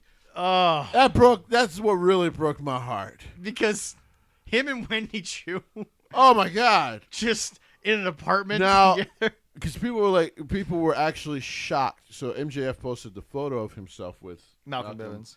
and I'm like, yes, the original creation of that original MLW faction Yes. was with Malcolm Bivens. Yes. That's actually where the catchphrase "I'm better than you and you know it" came from, was Yeah. with Malcolm Bivens. Would it be interesting? I know people were like, well, maybe they'll go to AEW and do it. I'm like, no. No. I'm like, I think Malcolm's going to take a break from wrestling for a short time. But I think when inevitably MJF asks for his release after he puts over, He'll want Malcolm to come back. he'll with want him. Malcolm with him. Yeah. Because both of them could talk, and now as a babyface, that's hard to deal with. And can I just point something out? What he said in his Twitter video when he left, all love to Xia Li. That was Right. a class act. That was a class act. Listen, he's a great guy. He really is. And I think he's probably He was my favorite thing in NXT 2.0. Right. I'm not even going to deny it. He was he's great. probably, he was probably one they didn't want to let go, and they were just like, if he's just hell bent, like Johnny Gargano, like, listen, he's hell bent to go home. We just got to let him go. Who, by the way, Johnny Gargano, rumors are he might want to just Well, come because back. Johnny Gargano said, like, well, it's not like I'm not in contact with them about coming back. No, Candace, just- Candace still works there. Right. He's just like, I literally wanted to take the time off to go be a dad. Yeah, nothing wrong with that. But anyway, Apparently, a part of those rumors is the fact that Nick Khan also sat with Johnny, because Nick Khan apparently really is trying to, quote unquote, open the forbidden door. Like I said, with WWE, if they do it, and I think they will do it at some point, it's just when they go to independent companies, the independent companies are going to have to pay for the insurance. do you think that's the problem? I think that'll be the big, the big hurdle. As much as you think that Nick Khan is very slow, especially with that New Japan I think deal, it's insanely slow. which is fair. do you think part of it Yeah. is that who he's working for, Vince, is still because remember I said this before. Vince has never been against doing business, Right. but you got to hold up your end of the bargain. So Nick comes from the world of TV. Yeah. And in TV and movies, Disney and Paramount are okay with the actors working between the companies. It's not, like that's not a big deal. No. But what you can't do is reference your character or whatever you're working from Disney Yeah. at Paramount. Right.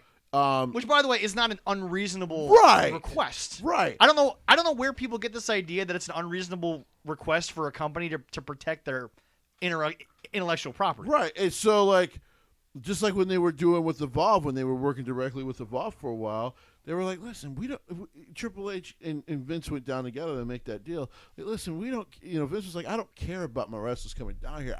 If they get hurt, I need you to take care of it because they didn't get hurt on my watch. Which is fair.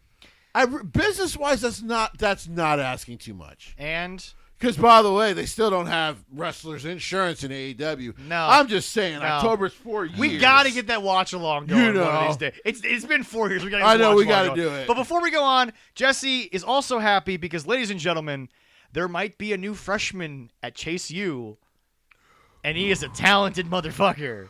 Oh. If So the I British wanted kid, them to give him a sweater so I bad. did too. If that would have happened, I did too. to quote Jim Cornette's line about when people were truly over, Jesse, the babies would have been in the air for me. I would have thrown the babies if they would have given him a shirt or a sweater. I wanted it so bad. So and by the way, Jesse, Chase U is over because when he said this is a teachable moment, that place lost. They their actually beloved said shit. it before he finished it. I know. I keep remembering him as Ben, his actual name. I forget what his rebranded name is right now. Nathan Frazier. Thank you.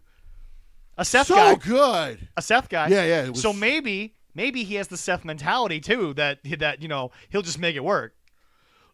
that's the thing in WWE. And I get when people are like, I'm going to leave. He was But in AEW, by the way. He was. They let him walk out the They door. let him walk out the Yep. door without a single contract offer. Like I said, he won matches in AEW. He did. So they clearly liked him, and they still let him walk. I see. That's why I get when Cody probably got his power taken away. I'm like, well, if I'm going to just get paid $4 million to go be a top guy, I'll just go to WWE. I'll just go to WWE. And they'll make me a top guy, and I don't have to deal with these two idiots over here who still feel butthurt that they were never booked as main eventers, even though they didn't deserve it. talk about bitter human beings who shouldn't have any power. But yeah, I first of all, I love Nathan. He's Oh, great. God. Nathan, Leroy, just go look up Nathan Frazier highlights. The kid's phenomenal. Oh yeah. I've I'll seen some. try to- I've seen some highlights. When from I him, found yes. out he was coming over, I popped because I'm like, oh hell yes. I know Aaron in the PWL. Like Yes. the kid is incredible. Yeah. By By the way, had some bangers on the island of the UK. forget about Had some just classics. outstanding classics over Classics. there. They Yeah, were so good. I am excited for his future. And you know what? If you And want to put him with yes. Chase U, please. Yes, I want him to join Chase U. The moment he puts on that sweater, I'm gonna lose my mind. The moment they start doing the filming and he's the other top student, I swear to God, I'm going to die laughing. Oh It's God, going to be great. Andre Chase. Andre Chase now talking about a foreign student exchange program is going to be fucking hilarious. Please let it happen. Please let it You happen. are the 80-year-old curmudgeons. This is right in your wheelhouse. You love Actually terrible give humor. it to me. This is Give humor it that to me! works. Right. Like, I love this I shit, want this dude. so much. By the way, Grayson Waller. calm down. A nice first person for him to work with too, Yeah. because Nathan Yeah. is a babyface. Yeah. He literally can't be heel because of just how he looks. Right, He'd have to right. shave part of his head just Unless to he be. dyed his hair black and let his beard regrow, and then he could just be Seth Rollins Jr. Yeah, fair enough. But, he also needs Grayson some Waller years. still has heat. They still don't like him. Even the commentators don't like him. Man, when you beat up Johnny Gargano like that, it's like I It's said when hard. they did that. I'm like, you can't go babyface for the longest time. Like that's over for you. When you beat up Johnny Gargano out of If NXT, Johnny Gargano does come back, even if it's for a one-night fixer, can you imagine the pop when he confronts Grayson Waller? oh, people will lose their shit. That'll be the moment. Not even AEW fans could hate that moment. No, And if they do, then they're just little homers. But like, like I said, there's a lot of positives at NXT 2.0. Well, their next. Are we going to do? Yeah, go for Talk it. about the Yeah. NXT Spring In. All right, spring breaking. Spring Break In. It's a new one. It's been a weird thing to hear Joe Gacy say, but everyone else has been fine with it. There we go. He should like him. Sorry, I'll let you do the lineup here in a second. When he gets called up to the main roster, he should be like a creepier Edge is right now, where every time he talks about a pay per view, it should just sound like you don't want to watch it. Yes. Like he should Yes. just make you uncomfortable. Like I don't There want we to go. see him. No.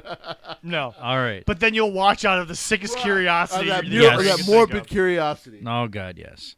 All right. So yes, we have Grayson Waller, I guess Nathan Frazier, and then we have the Viking Raiders coming down to go against the Creed brothers. That is going to be a good one. Oh yeah. All right. And we got Cora Jade and Nikita Lyons against Natalia and the Lash Legends. God, I like Nikita. Oh. She's got. You mean Yam Yam Bigelow? Sorry, you mean Triple Yams. I'm sorry, you mean the Yam. I mean, sorry, yeah. Sorry, damn it. Sorry, you mean Ken Yamrock. I mean, fuck. I forget her name. Well, Dude, she's wonderful, by the way. I just like to make the Yam jokes, but she is wonderful. She is actually great. Yeah, she's actually she great. is actually. She looks good. She looks good in the ring. I enjoyed watching her match, but And by the way, oof. you want to talk about over-sexualizing? That's how you take advantage of it, and that's how you become powerful on it. Right. Is you realize every time you open your internet, your pin is there. Yep. The next week, you go on TV and you make sure you do it again. She's very smart about it. Oh god. She's handled this very well. However, maybe Sean's been like, well, shit, let's just keep working off of this. Why not? Because, that first match, she went viral because everyone was just like, but the Yams. And by the way, And- by the way, Natalia going down for this really, like it. really great. I like it. Lash Legend, I know, had a rough debut in WWE. She's got, once again, someone they kind of like. They've given her time to work on with the new NXT show. Yep. So she's gotten better. Yep. Like I say, sometimes with young wrestlers, it's just about them getting the chance to go wrestle. But and get better. I'm let's hoping- be honest. Let's be honest.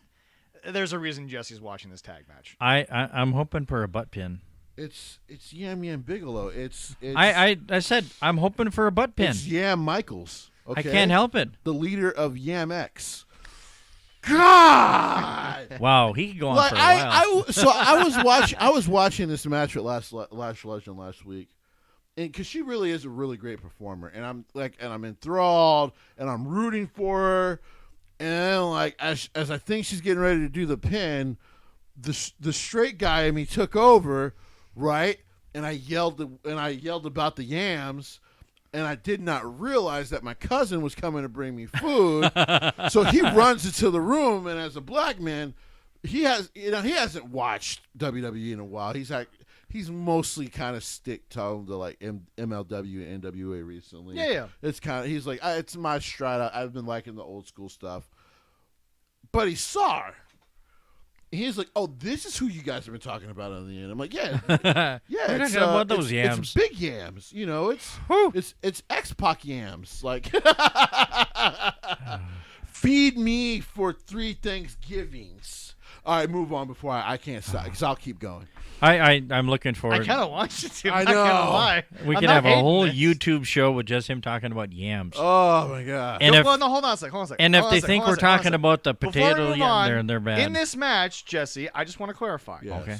Are you referring to Thicky the Wagon Steamboat? Oh my Yeah, god. yeah, okay. Are you referring to Under Thicker, Ooh, I like that. That's pretty good. Hog Van Dam, Ooh, I like that. Rob Van Yam? Ooh, Rob, I gotta write that one down. Oh, That's pretty good. Rob Van that Dam. is a good one. Or could you possibly be referring to Bob Baby Got Backlund? Ooh. I like that. That's an old I like school that. one. That's an old That's school an old reference. school reference. There's also Jesse, could it be Suplexus, Texas? Ooh, say that again. Suplexus, Texas. Texas. Oh my god, that's delicious. Hold on a sec. Wait a sec. Are you sure it's not Thick Rude? Ooh. I think there's a lot of people out there with too Was much it- time on their hand. Was it Ultimo Wagon?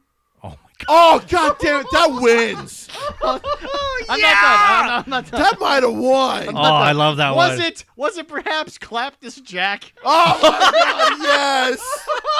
Yes. Oh Hold on. The internet is undefeated. Wait a second. They got too much time on their I hands. love it though. Last I checked, wasn't it Road Pog? So funny story before Jesse, we move on. hold on. Oh my God. Hold on. You Jesse, got another Jesse, one? I think who you're referring to is either Cake the Snake Roberts or the Iron Cheek. Definitely the Iron Cheek. Definitely the Iron Cheek. Big Mama Rump and the Junkyard Pog. So she went live on TikTok. Oh my god. Hang in there, Leroy. We still got some show to do. And people were like shouting these nicknames. I like that she's taking this all in stride and in positivity, because she was giggling the whole time. She's like, "Come on, guys, you guys can't do better than that." I started firing a few, like dudes were just firing just firing them in. It's like, girl, you got some nice junk in the trunk. We're gonna say it. I just Damn. like that she's embraced it very well. Sean and the guys in NXT have been like, "Hey, listen. We can still play this off in a very fun family way, even though there's simp dudes out there, but it's all in good fun." I'm sorry, did you not simp for about 20 minutes on our show the first time and we talked about her? Listen, Yeah, it's true. Let me make Yes. this very clear, okay? You did last time, but please do again. Stephanie McYamson, okay, is one of the best wrestlers I've ever seen. Okay, Trish Yams, okay.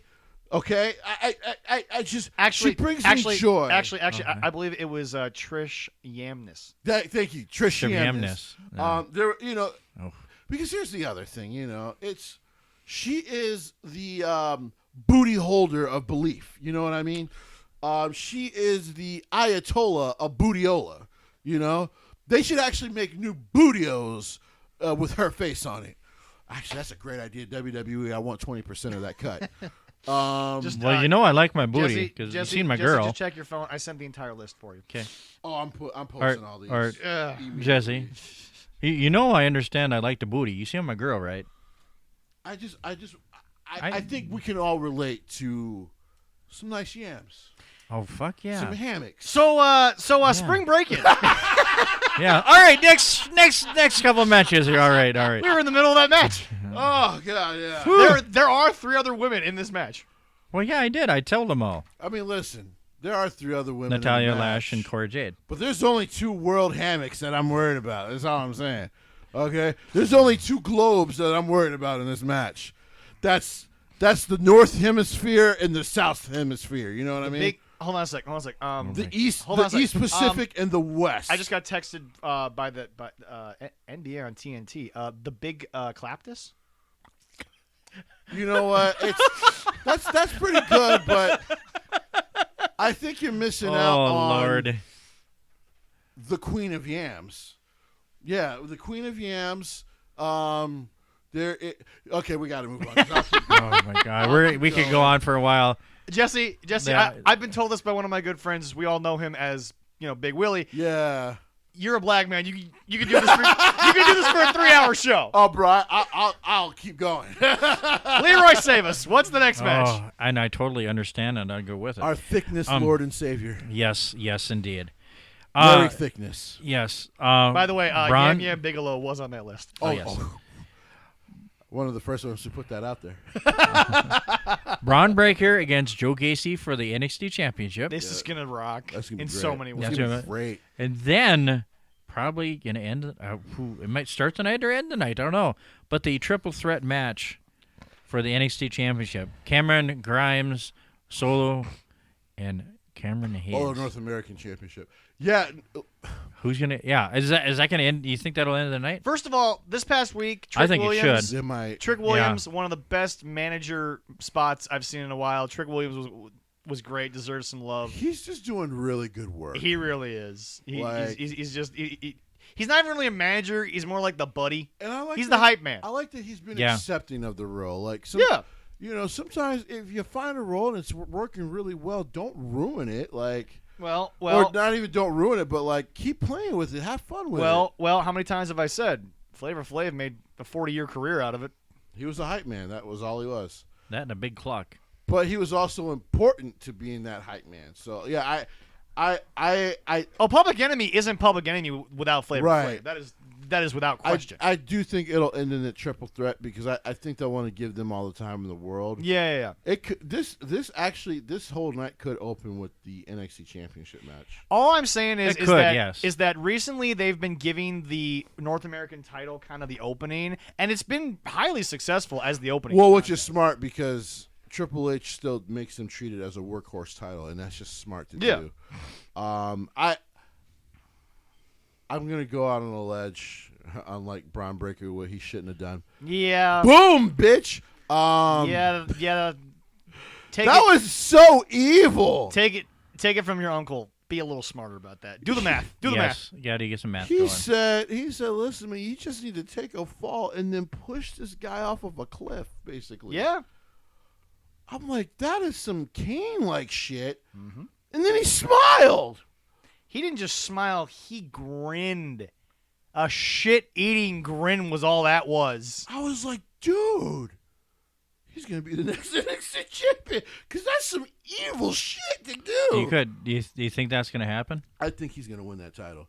Though I think the only title to change hands will be that one. Because I think they really do want to call Braun up. He was originally called up, and then I don't know if maybe Dolph wanted to take a break. I don't know what happened there. But then they took the title off of Dolph and put it back on Braun, which of course confused us all. I think what part of that is that he's being so hot-shotted that I think Vince just said, "Screw it, let's find out what happens when he loses. Let's see, let's see if he's relevant when he loses the championship." And he was still pretty popular in NXT. Oh yeah. But yeah. And by the way, for those of you who are listening to what Corey Graves said, which Corey was right, and I'm not gonna say he was wrong, that a lot of people didn't know him on that first Raw. It ain't gonna take long to know who Braun Breaker is. I'm not worried about the Raw audience not knowing Braun Breaker right now. It ain't gonna take long for them to figure out that's a Steiner or all day. Bro, I forget which town they were in a couple weeks ago, in fucking I think it was in Detroit. Yeah. Cody Rhodes got a louder pop than The Miz got boos. Yeah. So it really fluctuates. Mm-hmm. Yeah, it is. By the way, Miz, Deshaun Watson already has enough shit to deal with. Do you have to write that check at the draft? Really? The 2023 Super Bowl champs, I think is what he said. Yeah, that's exactly what he said. That was a quote. You're still the Browns, Miz. Well, and we just don't know if he's going to get suspended yet. So yeah.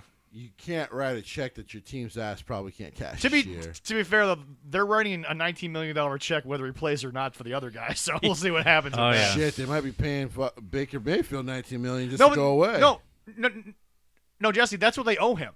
Since they didn't cut him before the league year, he gets paid that whether they cut or trade him. That was the dumbest thing in the world. Baker Mayfield's getting paid $19 million no matter what. I was about to go off on a football tangent. But go ahead. All right, Leroy. All right. If that's it for Spring Break-In, it'll be a lot of fun. Can't wait for it. Yeah, we'll review it. Jesse? Next week. They have backed off the unification match for now.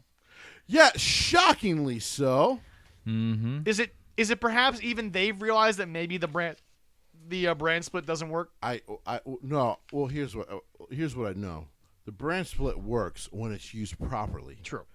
Title unifications can help because usually, clearly, these two imbeciles known as Funky Love cannot write a coherent story without a championship being involved. Paul Heyman had to save this because I'll be honest with you, even I knew that it was a cop-out, but fuck, if you go back and watch that Paul Heyman promo with Adam Pearce, why did I believe Paul? He's a goddamn genius. He's really.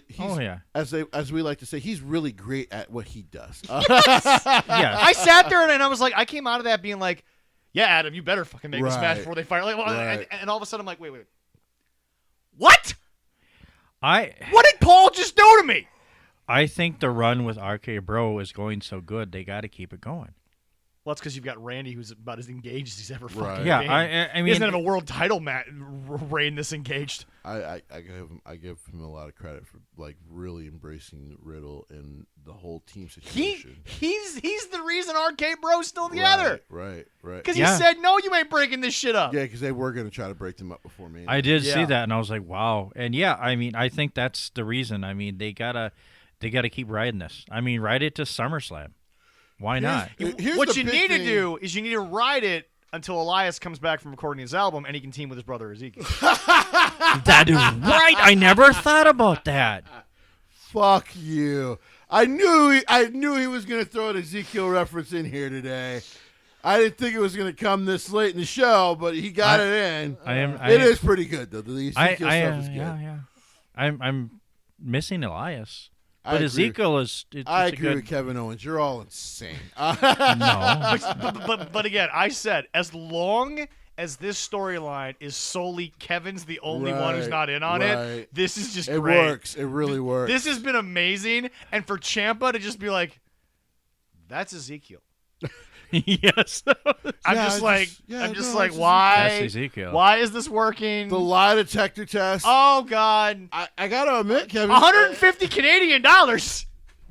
150. Kevin Owens will say anything, and Kevin Owens is the better version of Jericho, where he'll is. say whatever he wants and it'll work. Oh yeah. Yeah, 150 50 Canadian dollars. that's he maybe should have spent more Canadian dollars. That's it. Oh my god. So yeah, I think his name is Ezekiel. Listen. Which, by the way, right now, 150 Canadian to US is only 116 Right, bucks. right, in, right. Oh, yeah, US, he you so- needed- actually lose money. Yeah. he needed to spend more. I think the best part about the non-unification isn't even the non-unification. It's they come back to a story that they needed to come back to. Because just having Roman beat Shinsuke would have been cool, but like, who cares? But having to come back to the Drew McIntyre story, Yes. where he needed Jay. And by the way, to all you people, not to interrupt you, but to all the people that are just like, oh, Drew's done. Did you hear the pop when the music hit when Roman came out? He is still as over as he's ever been. Drew, Oh, God, yes. I said, I listen, because everyone's just like, when these guys are doing these little private feuds, they're not main eventers. I'm like, first of all, that's just not a good opinion to have because it's based on nothing. And two, everyone popped when Drew came out, didn't they? Oh, the whole place did. Oh, Clearly, the guy went is off still a main ninjas. eventer. They lost their minds. Now, I will say this, in terms of the crowd popping for things, we did mention Lacey earlier before you finish your Drew Sure. thing. Allison actually has a breakdown of the Lacey situation. Okay. If this would have been the third interview instead of the fourth, I think she thinks it'd be more over. Two things need to happen. Number one, they should have just cut the second interview because it was literally just the recap of the first one. It was an extension. Yeah, on and the then first story. and then the only thing that she has to stop saying is the line, "That doesn't make me any better than the women in the locker room." I know she's a babyface, right. but you've said it 4 times now. It's a little bit overdone, but again, hard to believe, and this is actually where Jim gets to win, Right. hard to believe that a wrestler can get over by just being themselves. Who knew that real life actually can get you over in wrestling? Because I mean, she's a soldier and a mother and from the South. That check writes itself. Now, the Southern Belle thing was fine. Yeah. But I'm like, that check writes itself. Especially in wrestling. Like, Triple H actually Oh, yeah. shows you that this check writes itself when they just were like, dress up like an old-time war soldier and just go out there and have a good match during the women's tournament. Yeah. And she was getting over there. And then when they did the Southern Belle thing, I'm like, all right, cool. You know, she actually is a good talker. But when I first saw the first promo, when you sent me the video, I was like, yeah, they should have just did this the whole time. Mm-hmm. Lacey would have been over already. Well, I love the people that are like, they're pandering. I'm like, again, why are we mad at things they've been doing for 50 years? This what the hell was Hogan versus Iron Sheik? Right. This Definitely. formula works. Was I? It does. She's a former soldier who is a new mother, and she's very likable. Newly She's mother. very good looking, and she's gotten a lot better. And in she's the ring. overcome addiction, which is Yes. big right now. Like, Yes. this is the most pandering BS, but at the same time, it's legit, it's real, and people. And by the way, that's not piped in crowd noise. Again, I've been to a WWE show. I don't know what they look. The piped in crowd noise might be for the TV audience, Maybe. but it's not for the people there because let me tell you something. People get to see those interviews. They show the vignettes in the they arena. So like, no, I mean, she's getting legit reactions. But yeah, no, I think Drew's a great option because Drew's legit no matter what. And Here's the thing with Drew, though.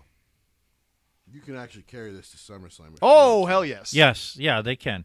Yeah, they got 6 matches pegged for Backlash.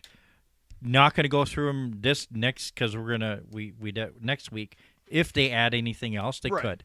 And then if And we Cal's could. going to be here next week before we go to his thing. Right. Are you guys both going to the school? I think because that's after the show next week. Yeah. Pretty I much, was yeah. not playing, Yeah, pretty much. Not sure, possibly. Okay. Kids still have school in the morning. Yeah. So I gotta be a good. I ain't got shit going on. I gotta be anyway- a good parent for them. So That's fair. Well, you are a good. Yeah. Thank you. You Appreciate are. that. We're not taking that from you. Yeah. But yeah. So anyway, Zach, on the other hand, I'm not taking it from you. needs to hire someone if he has a kid with Allison. Because he does not have patience to not powerbomb a toddler. I don't have to hire anyone. I've got Allison. She fixes all my flaws. See. Hopefully, when it becomes a father, he'll get that dad voice and look. Yeah. So you don't have to do it. He just has to look at him. I and already say, have that with "Hey." little kids now. Yeah, that didn't listen, work too well in Rochester. I don't know if screaming in their face is technically a dad. Leroy, I wasn't looking at them. They were trying to claw my back off. Yeah, I turned around and said, "Hey," and they're like, "Oh shit." I don't know if sarcastically threatening them like your Ryan Reynolds is father-like behavior. Works for Ryan Reynolds. Because he's Ryan Reynolds and he's fucking handsome. But See, I literally Not wrong. No, he is a handsome man. No, I literally have told him I'm gonna beat your ass, and they go, "Oh, really?" And then I beat their ass, and they go, "Oh shit." So next time you say it, I'm gonna beat your ass to be like, "Oh god damn, he is gonna do it." yeah, but he's basically Deadpool. Like, well, kid, I'm just gonna kill you. And I'm like, well, that's not very fatherly. It'll strike fear in them, but that's not very fatherly. He can powerbomb them or stuff like that, and he'll say that didn't really Zach that has didn't really the hurt this time, but sarcasm when I thing, really yeah. do it, it's gonna hurt. I will say this. That little soliloquy there was, first of all, beautiful, boys. That is a highlight as to why we have made it 100 shows, is because, and I'm not even joking, it wasn't a serious offer, but it was from a close friend who basically offered me as not a joke, but he was trying to prove a point. If I offered you $1 million to do the same thing you're doing right now, but you can't bring these two along, would you do it? And I'm like, you know what? No. The vibe wouldn't feel the same. There is way too much fun on this show. Yeah. And you know what's interesting is we got a text from Darin, or I did after he did this interview today, because we always thank our guests for being absolutely gracious, Yeah. giving their time. And I haven't had a chance to Darin thank Corbin, him yet, so. I don't think people realize he doesn't do a lot of podcast type interviews. No. That's not his thing. No. But he says he always has a good time on ours. Yes. And that's just it. We get a lot of compliments from a lot of just people Well, in the business with that. When they come on, it's a very nice, loose atmosphere. And that's Yeah. because you've got three people here who just, they get it. Right. You have to allow the guests to have their time. You have Right. to have fun. We have little stupid games we like to play, like the top 5 in this and the table Yeah. for 3. And then, of course, we've got a situation where next week we have our draft, which I think is going to be a lot of fun. Right. But I'm gonna bury you. Okay, yeah. with 2 first overall picks, interesting. You try it, Taker. I'll try. All right. I have to try. All right, boys, if you're gonna yell at each other in the PWL. But All anyway, right. Oh, it's coming this week. more posts about that, by the way, Jason. Oh, you know. Yeah. It's happening. But anyway, no. My promos are coming, son. But yeah. So but anyway, I'm gonna leave off by saying, and then I'll let you guys go. I really don't think, and I'm serious, I don't think I ever thought we'd actually hit 100 episodes. I legitimately did. I mean, like, it's actually hitting me now that we're getting to the end of it because we've gotten through our cards today. I just want to thank Al, who's been great from day one. Yep. We've never asked much from him, and in reality, we've never asked to get free sauce. He's just that generous of a fucking human being. Well, I think he like he's told me, it was just, he said if you guys really like the product, you'll even love promoting it more. Oh yeah. So I think that was kind of always his thought. It's like I love giving my friend Kayla a shout out because she's done such a great job with her business. The guys at Dark Arts are just hardworking motherfuckers that deserve anything and everything they get. Deserve the love. Stewie finally found time in his life to do a podcast. I'm happy to promote his stuff. Right. We're happy to promote a lot of things in the show. We have no problem doing that. But this is literally just a show of 3 guys who just are like, we're going to sit around. We're going to talk wrestling the way we normally do. Mm-hmm. We know there are times where we have to stay away from certain things. Right. But for the most part, I have never once told someone I am doing this show and I am not doing it the way that I would do it if the mics weren't on. Right. And so rarely you get shows like that anymore. Even a lot of the podcasts that even even to a point, I think Jim and Brian are a little buttoned up because of certain things, and they have real sponsorships a lot of the time. What I love about this is just we're not going to get a sponsorship unless they just are like, okay, do your thing. Because if you ask us to do certain things, if we get an interview and we have to stay away from certain stuff, that's one thing. That's a completely different Yeah, I sort of totally situation. agree with that, yeah. But if you want to sponsor us and we all of a sudden have to stop doing certain things that we do that makes this show fun for us, we ain't taking it. Oh, hell no. It's just not worth it. So, no. Leroy, I thank you for just being a stubborn old coot who was just like, I'm going to buy this equipment, and we're going to get you that new soundboard one of these days because you're going to take this place to a lot of different places. Jesse, you've been such a breath of fresh air. Thank you. You've had the ability to not only argue back and forth with both of us, but you've brought so much insight, and you've really broadened the horizon of what this show was probably going to be. And the only thing I ask of you to change is to get more availability to come to these live shows with us because it's gonna be so much more fun. That's the only issue I got with you, brother. It's the same issue people in the music industry have with me. Like, bro, we just need to see you more. Yeah, right. So yeah, no, trust me, I'm with you, and thank you guys because doing the show and then also going to some of the live Minnesota shows, local shows, has really made me like re-go like, this is why I love this. There's a reason why I obsessively have watched pro wrestling since I was like a 7-year-old kid. Like, and to find people with my passion. Like, I knew Zach had my passion, but then to meet Big Brother Leroy, and he has the same passion and the same wealth of knowledge and just in love of this art form. I've loved it. And then the chance to meet a lot of you and talk to a lot of you who listen to the show. Cal, who's been on the show, Eric, who I've known for years, so many of you guys, a couple of servers who work here in Superior who listen to the show, who I've delivered from their restaurant, and they come and talk to me and do a little banter. Then I've loved this. Let's continue to grow together, and to the listeners, continue to invite your friends. Because you help us grow, and you really do help us. So, and now to give him some mic time, because I truly think you deserve this. Yes, you put up with me and Jesse a lot. A lot of people ask me why you don't necessarily always speak as much. Well, number one, folks, he really is doing a lot of different things during the show.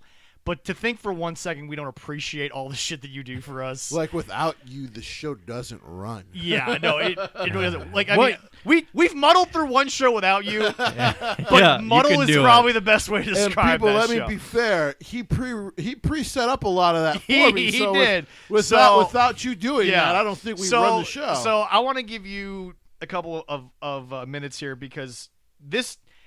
Regardless of anything, you really were the launching pad for this, and there is truly a huge thank you, not just from Jesse and I, but I think from the overall wrestling community, because we have reached a lot of places, and we've really kind of put out to guys and gals who probably, whether we give them 1 or 2 extra people or 1,000 extra people, it means something to them. And whether or not you know this, that is really all down to you, sir. And I would like to give you a couple of minutes. Christ. Thank you so much. But I stroking my ego there, Christ almighty. Sometimes it's bad enough. Yeah, it's pretty huge. But yes, 100 episodes. Leroy, go ahead. Oh my God, yeah. Honestly, never thought it would go this way and this well for us. Just saying, let's do this shit. And I get that. I get the one board. I get the other board from my buddy. Get a computer from him because he said it was a good deal. My lovely computer monitor my decorations. So I said, hopefully, next thing is a house. So we can have our own studio. People don't realize how much we have taken over his kitchen. People don't actually realize that. When people walk in, it's like, eating here anymore. I do too. Okay, all right. Not all the time. No. But it doesn't go away. It doesn't. But yeah, I mean, I've loved wrestling since I was so young, and it's so good to get to know people that do the same. And then, hearing from an older gentleman that comes in, Jim and his wife, who come in and they listen to us. They think, God, you guys are so knowledgeable. You're so entertaining to listen to. We love listening to you. They sit around with their family and listen to us sometimes. Oh, that's great. That's pretty awesome. And he comes in and thanks me all the time, and I'm like, cool, thank you. And I appreciate everybody, that at work that supports it. My mom, of course. And Surprisingly, I think his mom's been one of our biggest supporters, and she won't even listen to us. yeah, your mom is always your biggest support. Right. But yeah, I mean, so many things that we got to be able to do. Meeting and get to know Darin, JDX. And unfortunately, Jesse wasn't that night, but a night that we got to rub elbows and BS with 2 Hall of Famers in one night. Damn my work life. And I have to thank, I got to thank Dave for that and everybody at MEW. I mean, what we can do. And, we're sponsoring a wrestling show. Yeah. It's, the next thing is, we got to sell more T-shirts. So we can get that board. We're trying. We'll have merch, folks. And we have some right merch. now. We're going to get more coming down the line. And for those who have been emailing us, trust me, Leroy works really hard. So trust me, you'll get something. Oh yeah, no, yeah. I told the one guy we got to sell. I got 15 more to go. We also got nothing wrong. And then with, I gotta sell some more. So make it 14 because White Willie would like one. Yes. We just got to make sure we get him a 4. Well, no, XL. I have large and extra large right now. That's anybody's. No, I know, yeah. Anybody's. If you get a large and extra large, I got them. Yep. And if you want something more, I got to sell these so I can get more. Put a post in the lounge later today, and I'll pin it, and then like guys who have that shirt size can order it from you right there. Yeah, right. I plan on doing a live or something again here pretty Yeah. soon to do that. So, But yeah, I mean, I don't think, you could pay me whatever, but if I didn't have you guys, no, this would not work. no.